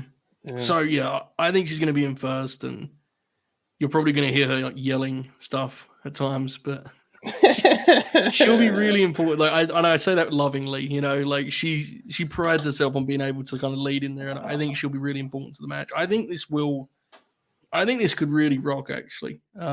One thing we should note before we move to the women's title match, the last match of the four, I've heard a lot of people talk about how these chamber matches look if you're in the building. That could be tough in a stadium. That's what I'll say. So if the crowd doesn't sound exactly electric during some of the down spots during these chamber matches, I think it's worth kind of a little slack on. That thing may not look exactly they may not have the best, view of what's going on at times. So there may be a lot of screen watching in the building, but if not, this is the only match you'll have a red hot crowd, an excited crowd. So, yeah, this has got a chance to be the best women's chamber, as you said, Ibu. Mm-hmm. Absolutely. All right. I think we've covered the women's chamber, right? Yep. Pretty much. I just kind of yeah. Kind of felt like we probably could have talked about Becky a little bit longer, you know. Well, she's very good, but I mean, It's just like it's so obvious, isn't it? Like she's probably gonna Yeah. win. She's probably gonna have a good performance, lead a lot of the match, and then she's gonna win the match, and then she's probably gonna face Rhea. Like yeah. You know. And they've already, as you said, they've already started building it. So it's not even like it's speculation. Like they did the whole thing at the presser. It's like it's where they're going, you know. So They might have, and I think we've all been pretty clear we think that match is Becky and Rhea has a super high ceiling. So absolutely. They might even, if they want to. If Rhea does main event this show, which would be funny, if she main events the show, they might just end the show with a Rhea Ripley Becky stare down. They might. Yeah, they might. Absolutely. I think that's a good point. Yeah. That will be a great image to close on, certainly. And I think you can look at this women's chamber lineup and be more than confident they can close too. So, yeah, you could do it either way there, right? So, actually, it will be, you could do either way. Placement, honestly, because it's 4 matches, the placement could be any possible version of this. Except We're being real. except the Judgment Day tag main eventing. Yeah, that would be a little much, probably. A lot much, actually. That would be very funny, though, to be honest with you. What if they did do that because they're like, we're going to do a title change? That'd be very weird. It'd be fucking weird, but I'm a mark, so I wouldn't complain if, like, a Stadium Fed show ends with Bate and Pete Dunne holding tag titles. It feels like the worst, way to get the people involved in that match, though, doesn't it? Like, you imagine after everything that happens, they're just sitting there watching Bate get heat segment worked on him, I say probably like 8,000 people would try to beat the traffic. Yeah, I think that's being generous. But nonetheless, I don't think anyone's going to be beating the traffic for... I don't think anyone's going to be beating the traffic for our final match to discuss here. Rhea Ripley, Nia Jax, the one that's forced us to do a preview show, we're being honest. Hell yeah. Absolutely. Stadium affair here. Big business. There's been talk in the group chat of New Japan Pro Wrestling. It's been getting a little bit aggressive, we're being honest. But we're like, all bits aside, seriously, I'm pretty bullish on this match. More specifically, the atmosphere for this match, right? It feels like the heat for Nia is going to be tremendous here. It's not going to be a Matt Classic here, but it feels like this one could kick some ass, right? What do you reckon? Listen, Joe, people have been making fun of this matchup and laughing at the graphic and going, people are buying tickets to a stadium show to watch Rhea Ripley and Nia Jax. And to that I say, listen, this is what the sport is about. And I'm not even like joking. The Giant versus Goldberg. Sometimes we watch the sport for these leviathans, these mythical heroic figures just taking down like mountainous fucking beasts that are in their way. This is mythology, Joe. This is what it's about. Rhea Ripley is a superstar, and people already love Mommy, and she's going to be in front of her people, her fucking people, to the tune of what, 49,000? Rhea Ripley, who's already over his shit, in her home, taking on the most hated woman on the roster. And it's not only is she hated, Nia Jax has been so protected that she has not eaten a single pinfall loss since coming back. She beat Becky Lynch in a match that was quite good, by the way, on Raw on January 1st. She has not even, Joe, been successfully picked up and slammed outside of when Jade Cargill did it to her at the Royal Rumble. And now you put that person in front of Rhea Ripley. Hold on. What's up? See what the angle they did on Monday? She ran out there and fucking smoked every woman in the chamber. Joe, they're building her up as this legitimate fucking unstoppable monster, and I think they're actually doing a pretty good job of it as well. So, Joe, they had Nia beat the dog shit out of every single. Oh, it fucking rule! Did you not see it, Joe? I saw like the clip of when she ran in. Yeah, they've done a really good job of it. Yeah, and so their usage of her has been genuinely good. And so what I'm getting at here is Rhea Ripley is the favorite in most of her matches, both in kayfabe and reality.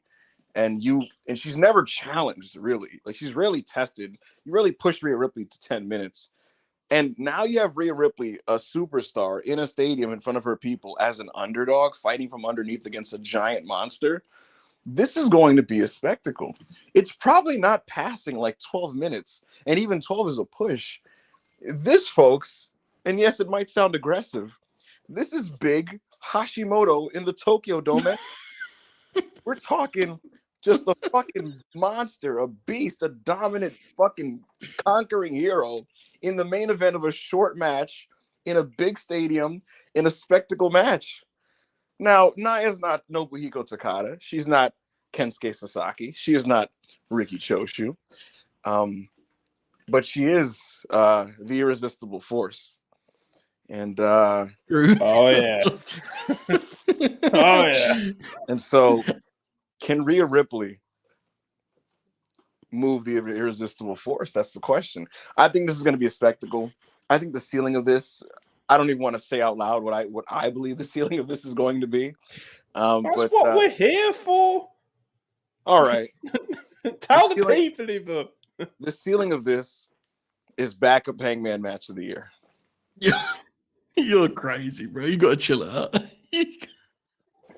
The absolute best version of this. I'm talking like Rhea's starting to pick her up off her feet and like Think about what you're saying, bro. This is crazy. We're on the air. This is live. the best version of this is Genichiro Tenryu versus Randy Savage in the Tokyo Dome. Which one's Savage? Which one's Tenru, for that matter? It doesn't matter. The point is, remember the moment where Tenyu's getting up Savage for the power bomb? I remember like, it very fondly, Yeah, he's like, and they're struggling to get him up, and the fans start rising to their feet. Holy shit, he's about to get Randy Savage with the folding power bomb. The best version of this, Joe, is Rhea Ripley trying to get Nia for a riptide. She's lifting her off her feet. The fans are standing. She landed it. Bam! 1, 2. Nia kicked out. Nia Jax has kicked out of the fucking riptide. You have a moment fucking riptide. And then an even better one, Joe. Nobody's kicked out of the Annihilator. The fucking Yokozuna Banzai drop. Imagine she gets Rhea Ripley. She drags her to the corner. She goes up for this thing. She's basking it in, right? She's like, oh, yeah, it's time, bitches. The fans are like, oh, fuck off. You know, she gets up. Boom. It's the Annihilator. Did Rhea Ripley lose to Nia Jax? Rhea puts her foot on the ropes. Holy shit. Nia's like, what the fuck? She sells it facially. She drags it to the middle. Fuck it. Let me try again. 1, 2. She kicks out again. You're like, what? What the fuck is going on? She goes back to the top. Rhea punches her in the back, meets her up there, and she gets her for a super riptide up the top rope. 10 minutes. 1, 2, 3. They're going nuts. They're shaking ass. They're throwing babies. They're throwing garbage in the ring. Rhea Ripley has beat Nia Jax. The first loss for Nia. Rhea Ripley is the dominant fucking champion. Oh. Now, on the other hand, it does feel important to note this could also be like not so good, which feels relevant in the conversation. I mean, we both like Nia Jax, but I mean, it could be bad. We're being honest about it. But here's the thing. I'm not. Obviously, you went to extremes. I think this will be good. Genuinely, I do. But we'll see. Body shots, punches on the chest. Yeah, chops. I don't actually think there's much. I don't think, based off what I've seen of Nia Jax so far, and how highly I think of Rhea Ripley, and the fact that it's the good chance that it main event in Rhea Ripley's home country of Australia, with how over Rhea Ripley is as a superstar. Yeah, I actually think it's gonna be fucking awesome. I think this has a pretty high floor considering it's a Nia Jax world title match. Yeah. The heat, bro. The heat. But you gotta remember, WWE stadium crowds can be kind of weird. That's a weird thing. You have to be careful with that. Yeah, but even if they are weird throughout the evening, they're coming up for Rhea, bro. I watched the WWE stadium crowd stare at a Final Four in the Rumble that included CM Punk and Cody Rhodes, and they were like, "Yeah, that's fine." Yeah, but at the end of an hour-long match with a really predictable outcome, Yeah. That was weird, Joe. That was very weird. It was weird, though. That's not to dismiss the point. It is weird, perfectly valid point. But I just think, like I said, even if they are Australia, weird, they'll be fine. Even if they are weird throughout the show, they're coming up for Rhea, bro. They're coming up for Rhea. Rhea's like the biggest women's star in the world right now.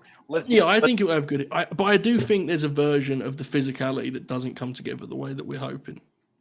Yeah, I think it's crazy that I'm the outlier in saying that on the show. Well, I'll put it this way. Let's get more sacrilegious.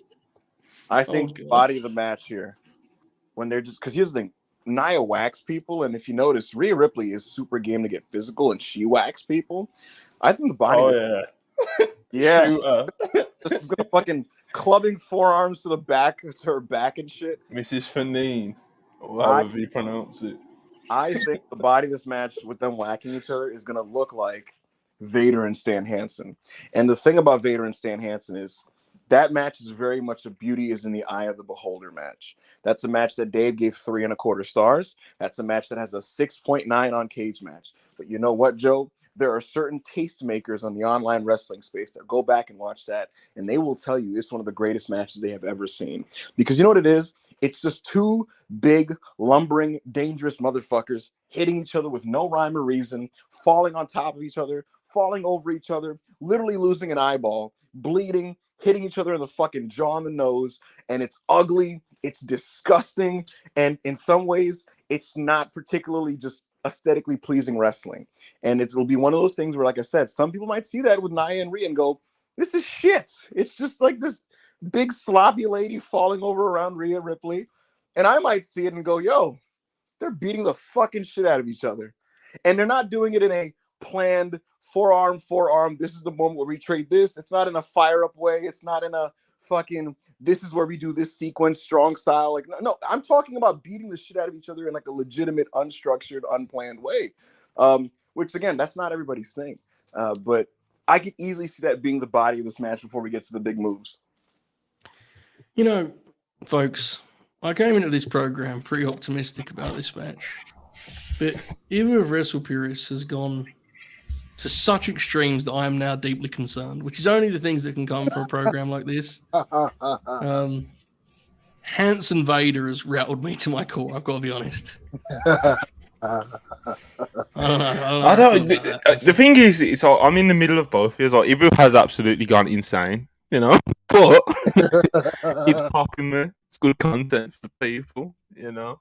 I'm gonna come on here, and if there's little bits of truth to every element that he's hoping will cook together nicely and result in this match. Because it's like, you know, I keep mentioning like the heat and how over Rhea's gonna be, and Nia Jax's been built really great as this like unstoppable monsters.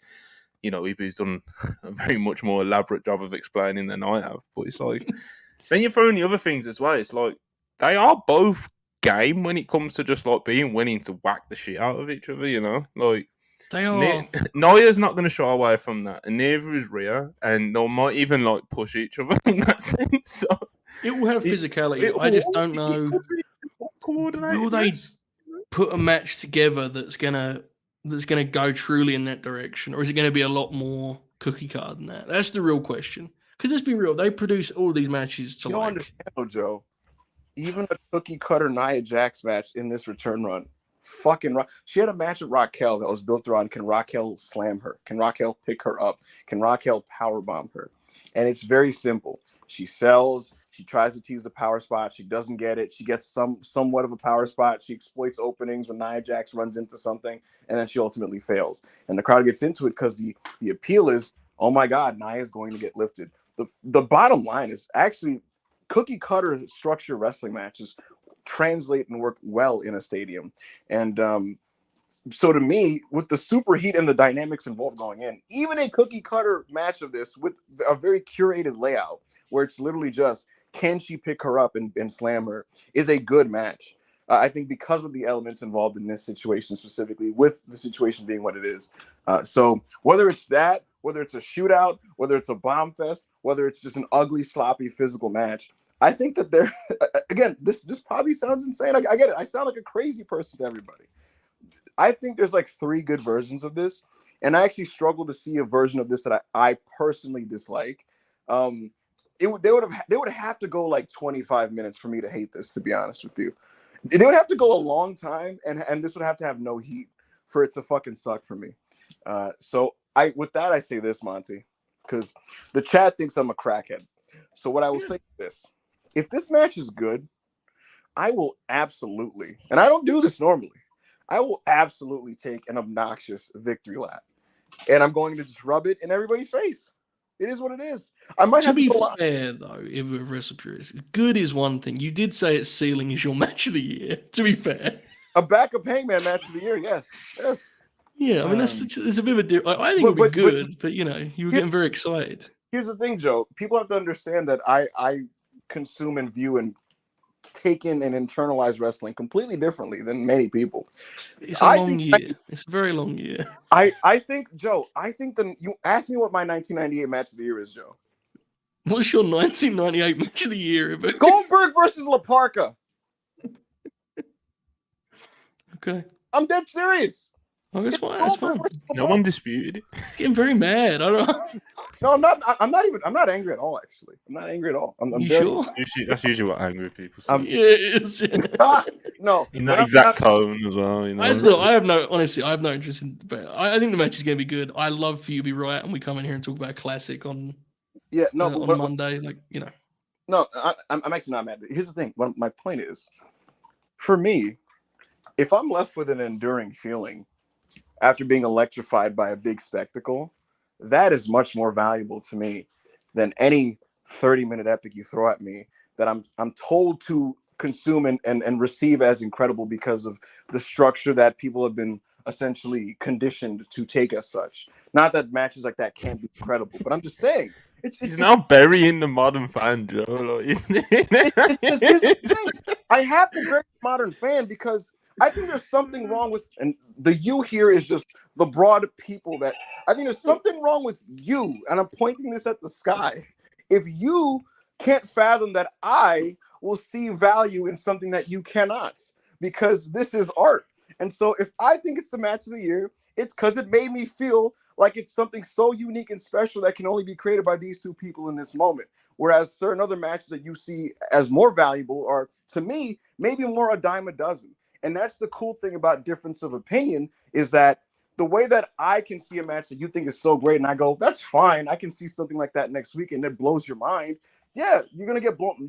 Your mind blown when I say the best version of Nia Jax versus Rhea Ripley is the backup Hangman match of the year. I didn't say it's going to be. I said the best version. And so that's kind of how I see it.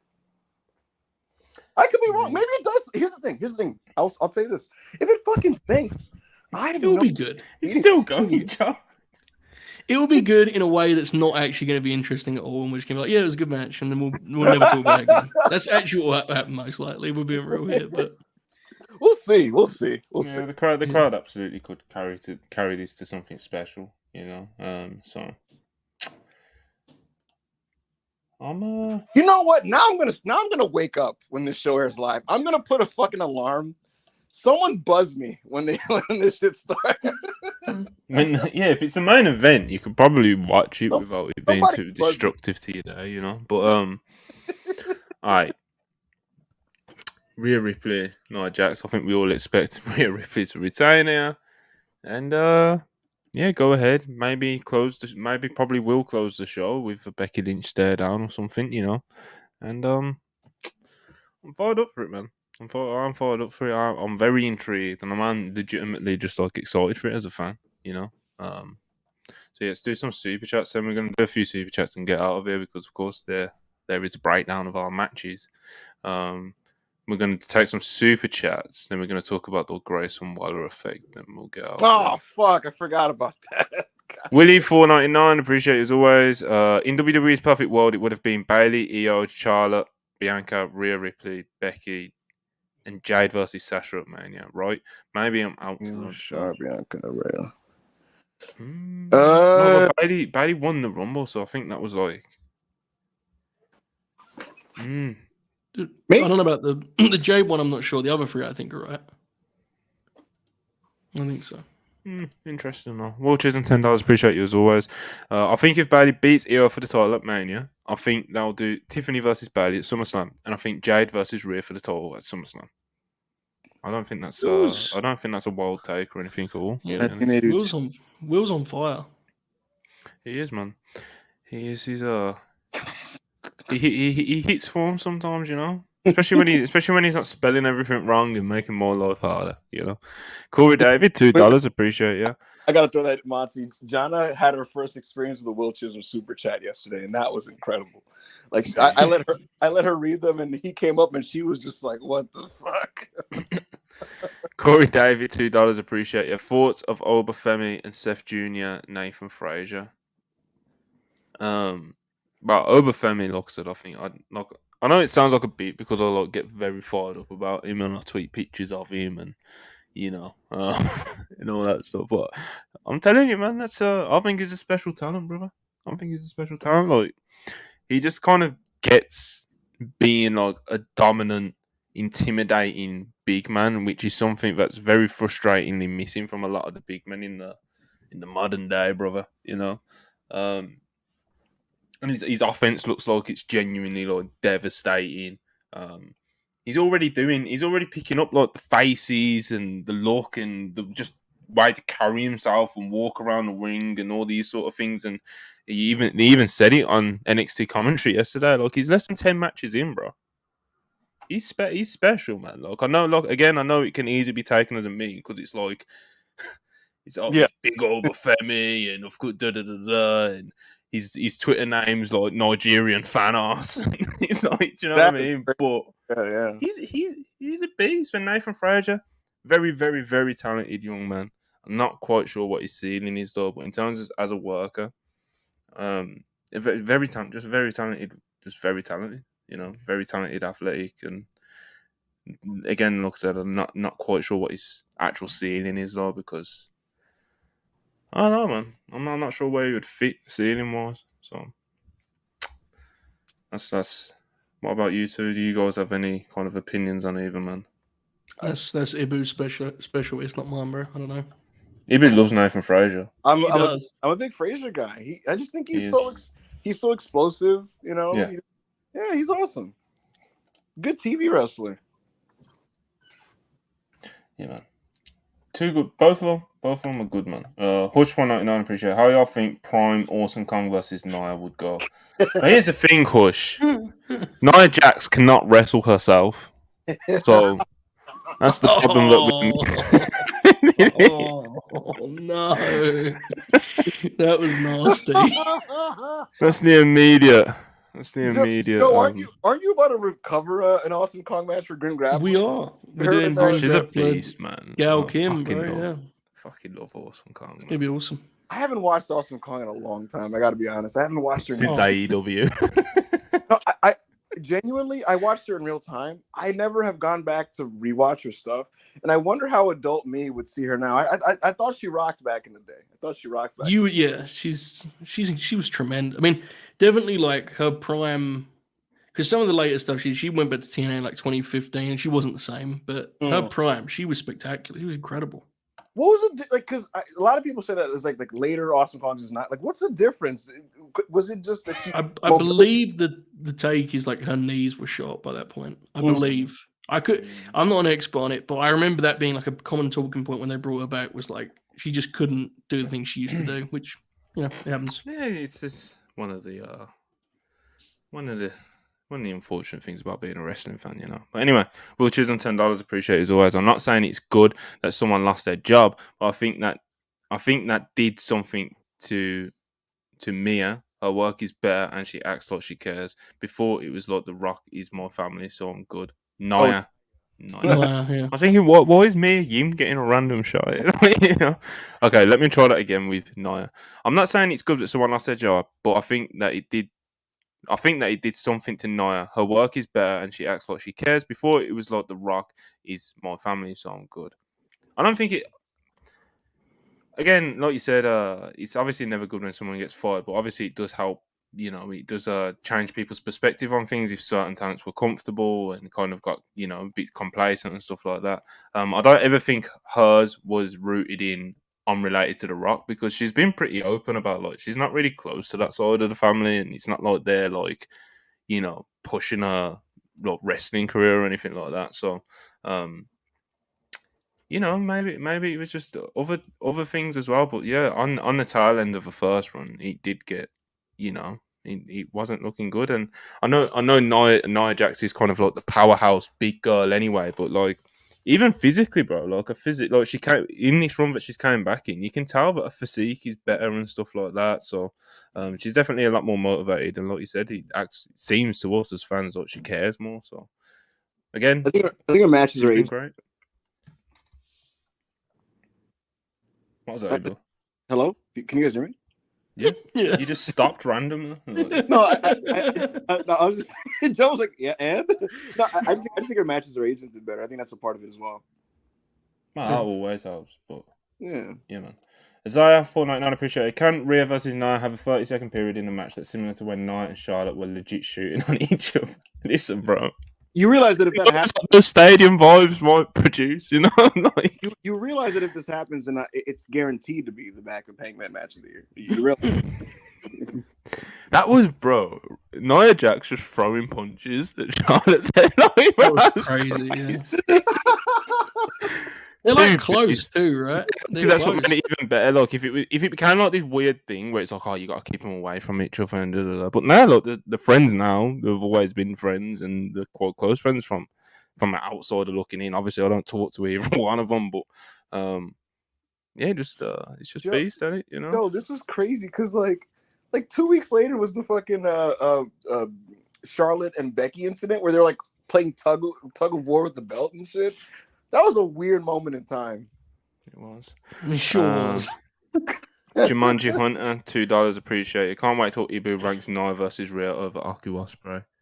For that to happen, it would have to be better, and we will see it. If it's better, then I will say such, and if it isn't, and it's not even close, then I'll say it wasn't even close. I'll wait till after. Will Chisholm, $5. I appreciate you. It'll be a good match, but the fans won't be singing Rhea's theme for 5 minutes like they did the Usos at Money in the Bank Law. Hey man, that was a special night. Corey David, $2. Corey David, $2. Appreciate it. Thoughts of Lash Legend? She had a championship match. She did, and it was an impromptu one as well. So she definitely had to obviously call the match in the ring with Laura on the floor as well. Which I think, in the circumstances, you just kind of have to tip your hat to them. I didn't think the match was like spectacular or anything, but they got through it in an awkward moment, and obviously wishing the best for Shotzi and a speedy recovery on her injury. But I guess for anyone who isn't up to date, who isn't super up to date with NXT.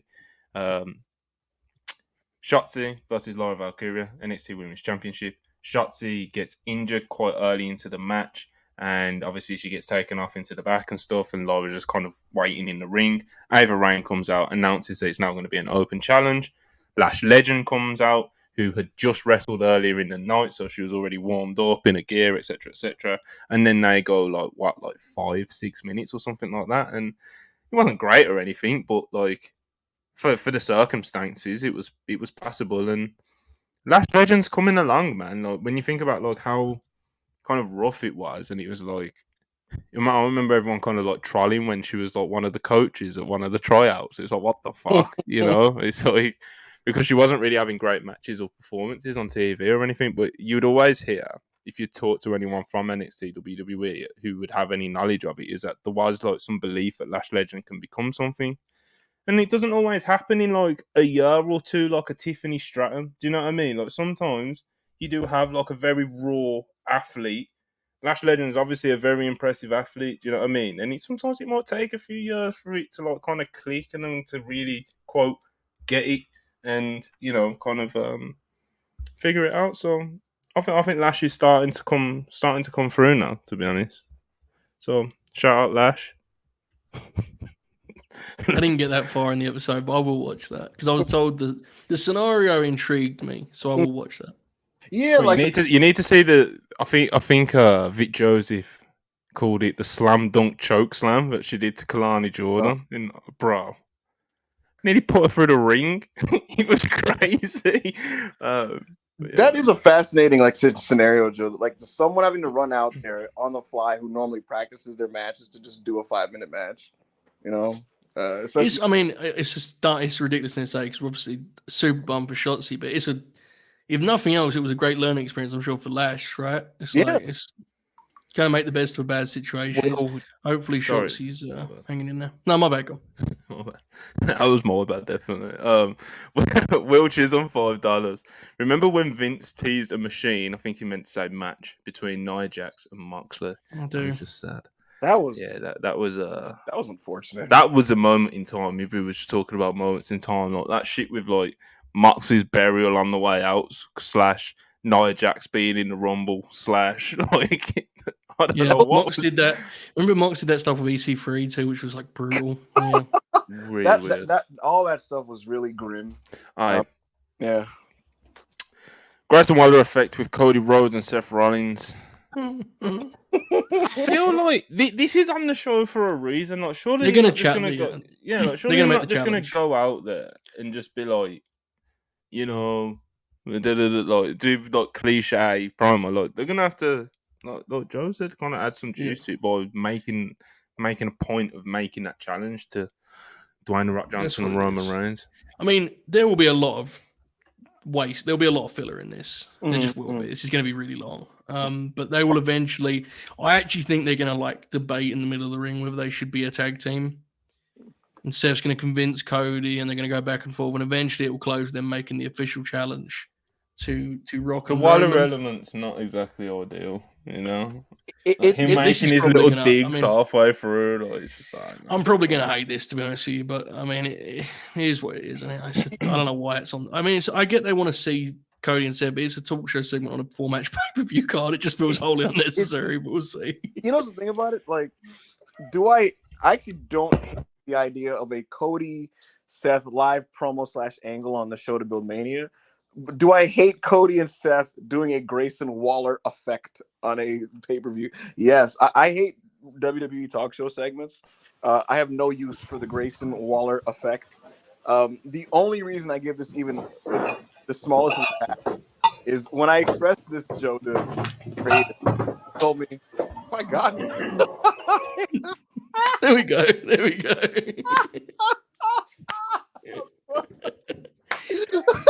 I couldn't tell if you were talking over your own sound there because I thought Monty had muted, but he hadn't. So, yeah. It sounded like Monty just said, like, sort of stumbling over like a bunch of pots and pans.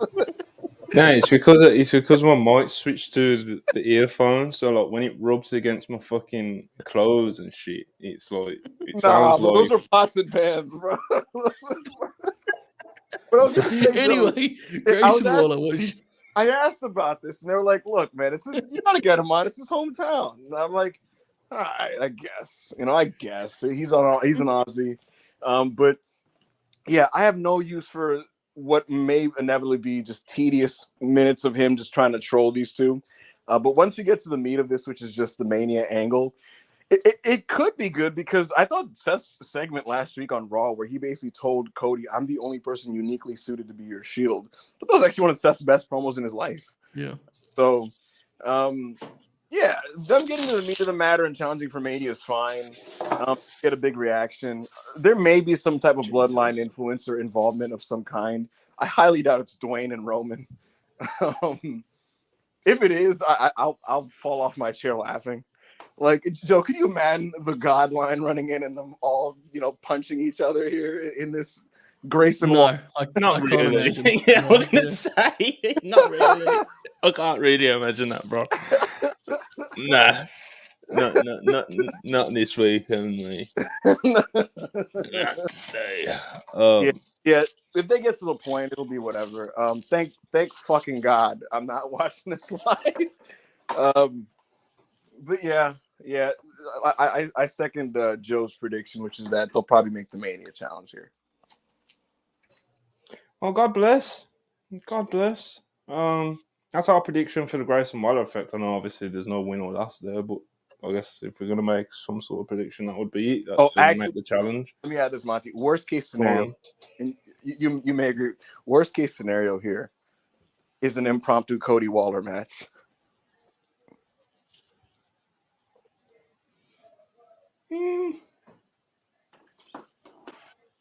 Yeah. Just Cody throwing this full match card, Nah, I don't need I'll just kind of throw my hands up at it, to be honest. Here's what it is. Grayson Waller. Kind of in the middle of making myself a little drink. And, he'll be throwing these ideas at me. Anything else you want to say about the show in general? Before we I reckon we've probably covered it in enough detail. I reckon I'm gonna go on a limb. I mean, actually, one last thing from me. I want us to make our final predictions for the match order. So I'll start with you, Ibu. Women's Chamber. Women's Chamber tag match. Rhea versus Nia. Grayson Waller effect. Men's Chamber. Hobart. Yeah. I'm going to move the Waller segment one match forward, but I have it the exact same way otherwise. Oh, I'm going with Women's Chamber Tag match. Grayson Waller effect. Men's chamber. Naira. And then the Ibu of WrestlePurity's Invitational in the main event. Okay. I like it. That's my prediction. So we've all got a different prediction there. It's the only thing that we have all a different prediction on. And we're all gonna be wrong, I bet you. But So when the men like open the thing up, the men's chamber, They might, bro. They might. It's not a bad match though. all right, let's wrap it up then. Let's wrap it up. Yeah. The WrestlePurity's WWE Elimination Chamber full show preview and predictions, followed by including some super chat and a few detours, and we somehow got 2 hours out of a four match card. So I'm honestly weirdly proud of this. And on that note, wait, before we get out, because I was catching up with some chat stuff. Guys, I love Will Ospreay. I think he's great. I think Ospreay rules. I do. No, I don't know. What do you think, Holbert? I don't know. I think I'll say this in terms of this specific match. I do not think Ospreay was Ibu's concern. I'll leave it at that and say good night, everybody. Yep. Like, subscribe. Appreciate all the super chats. Thanks for watching.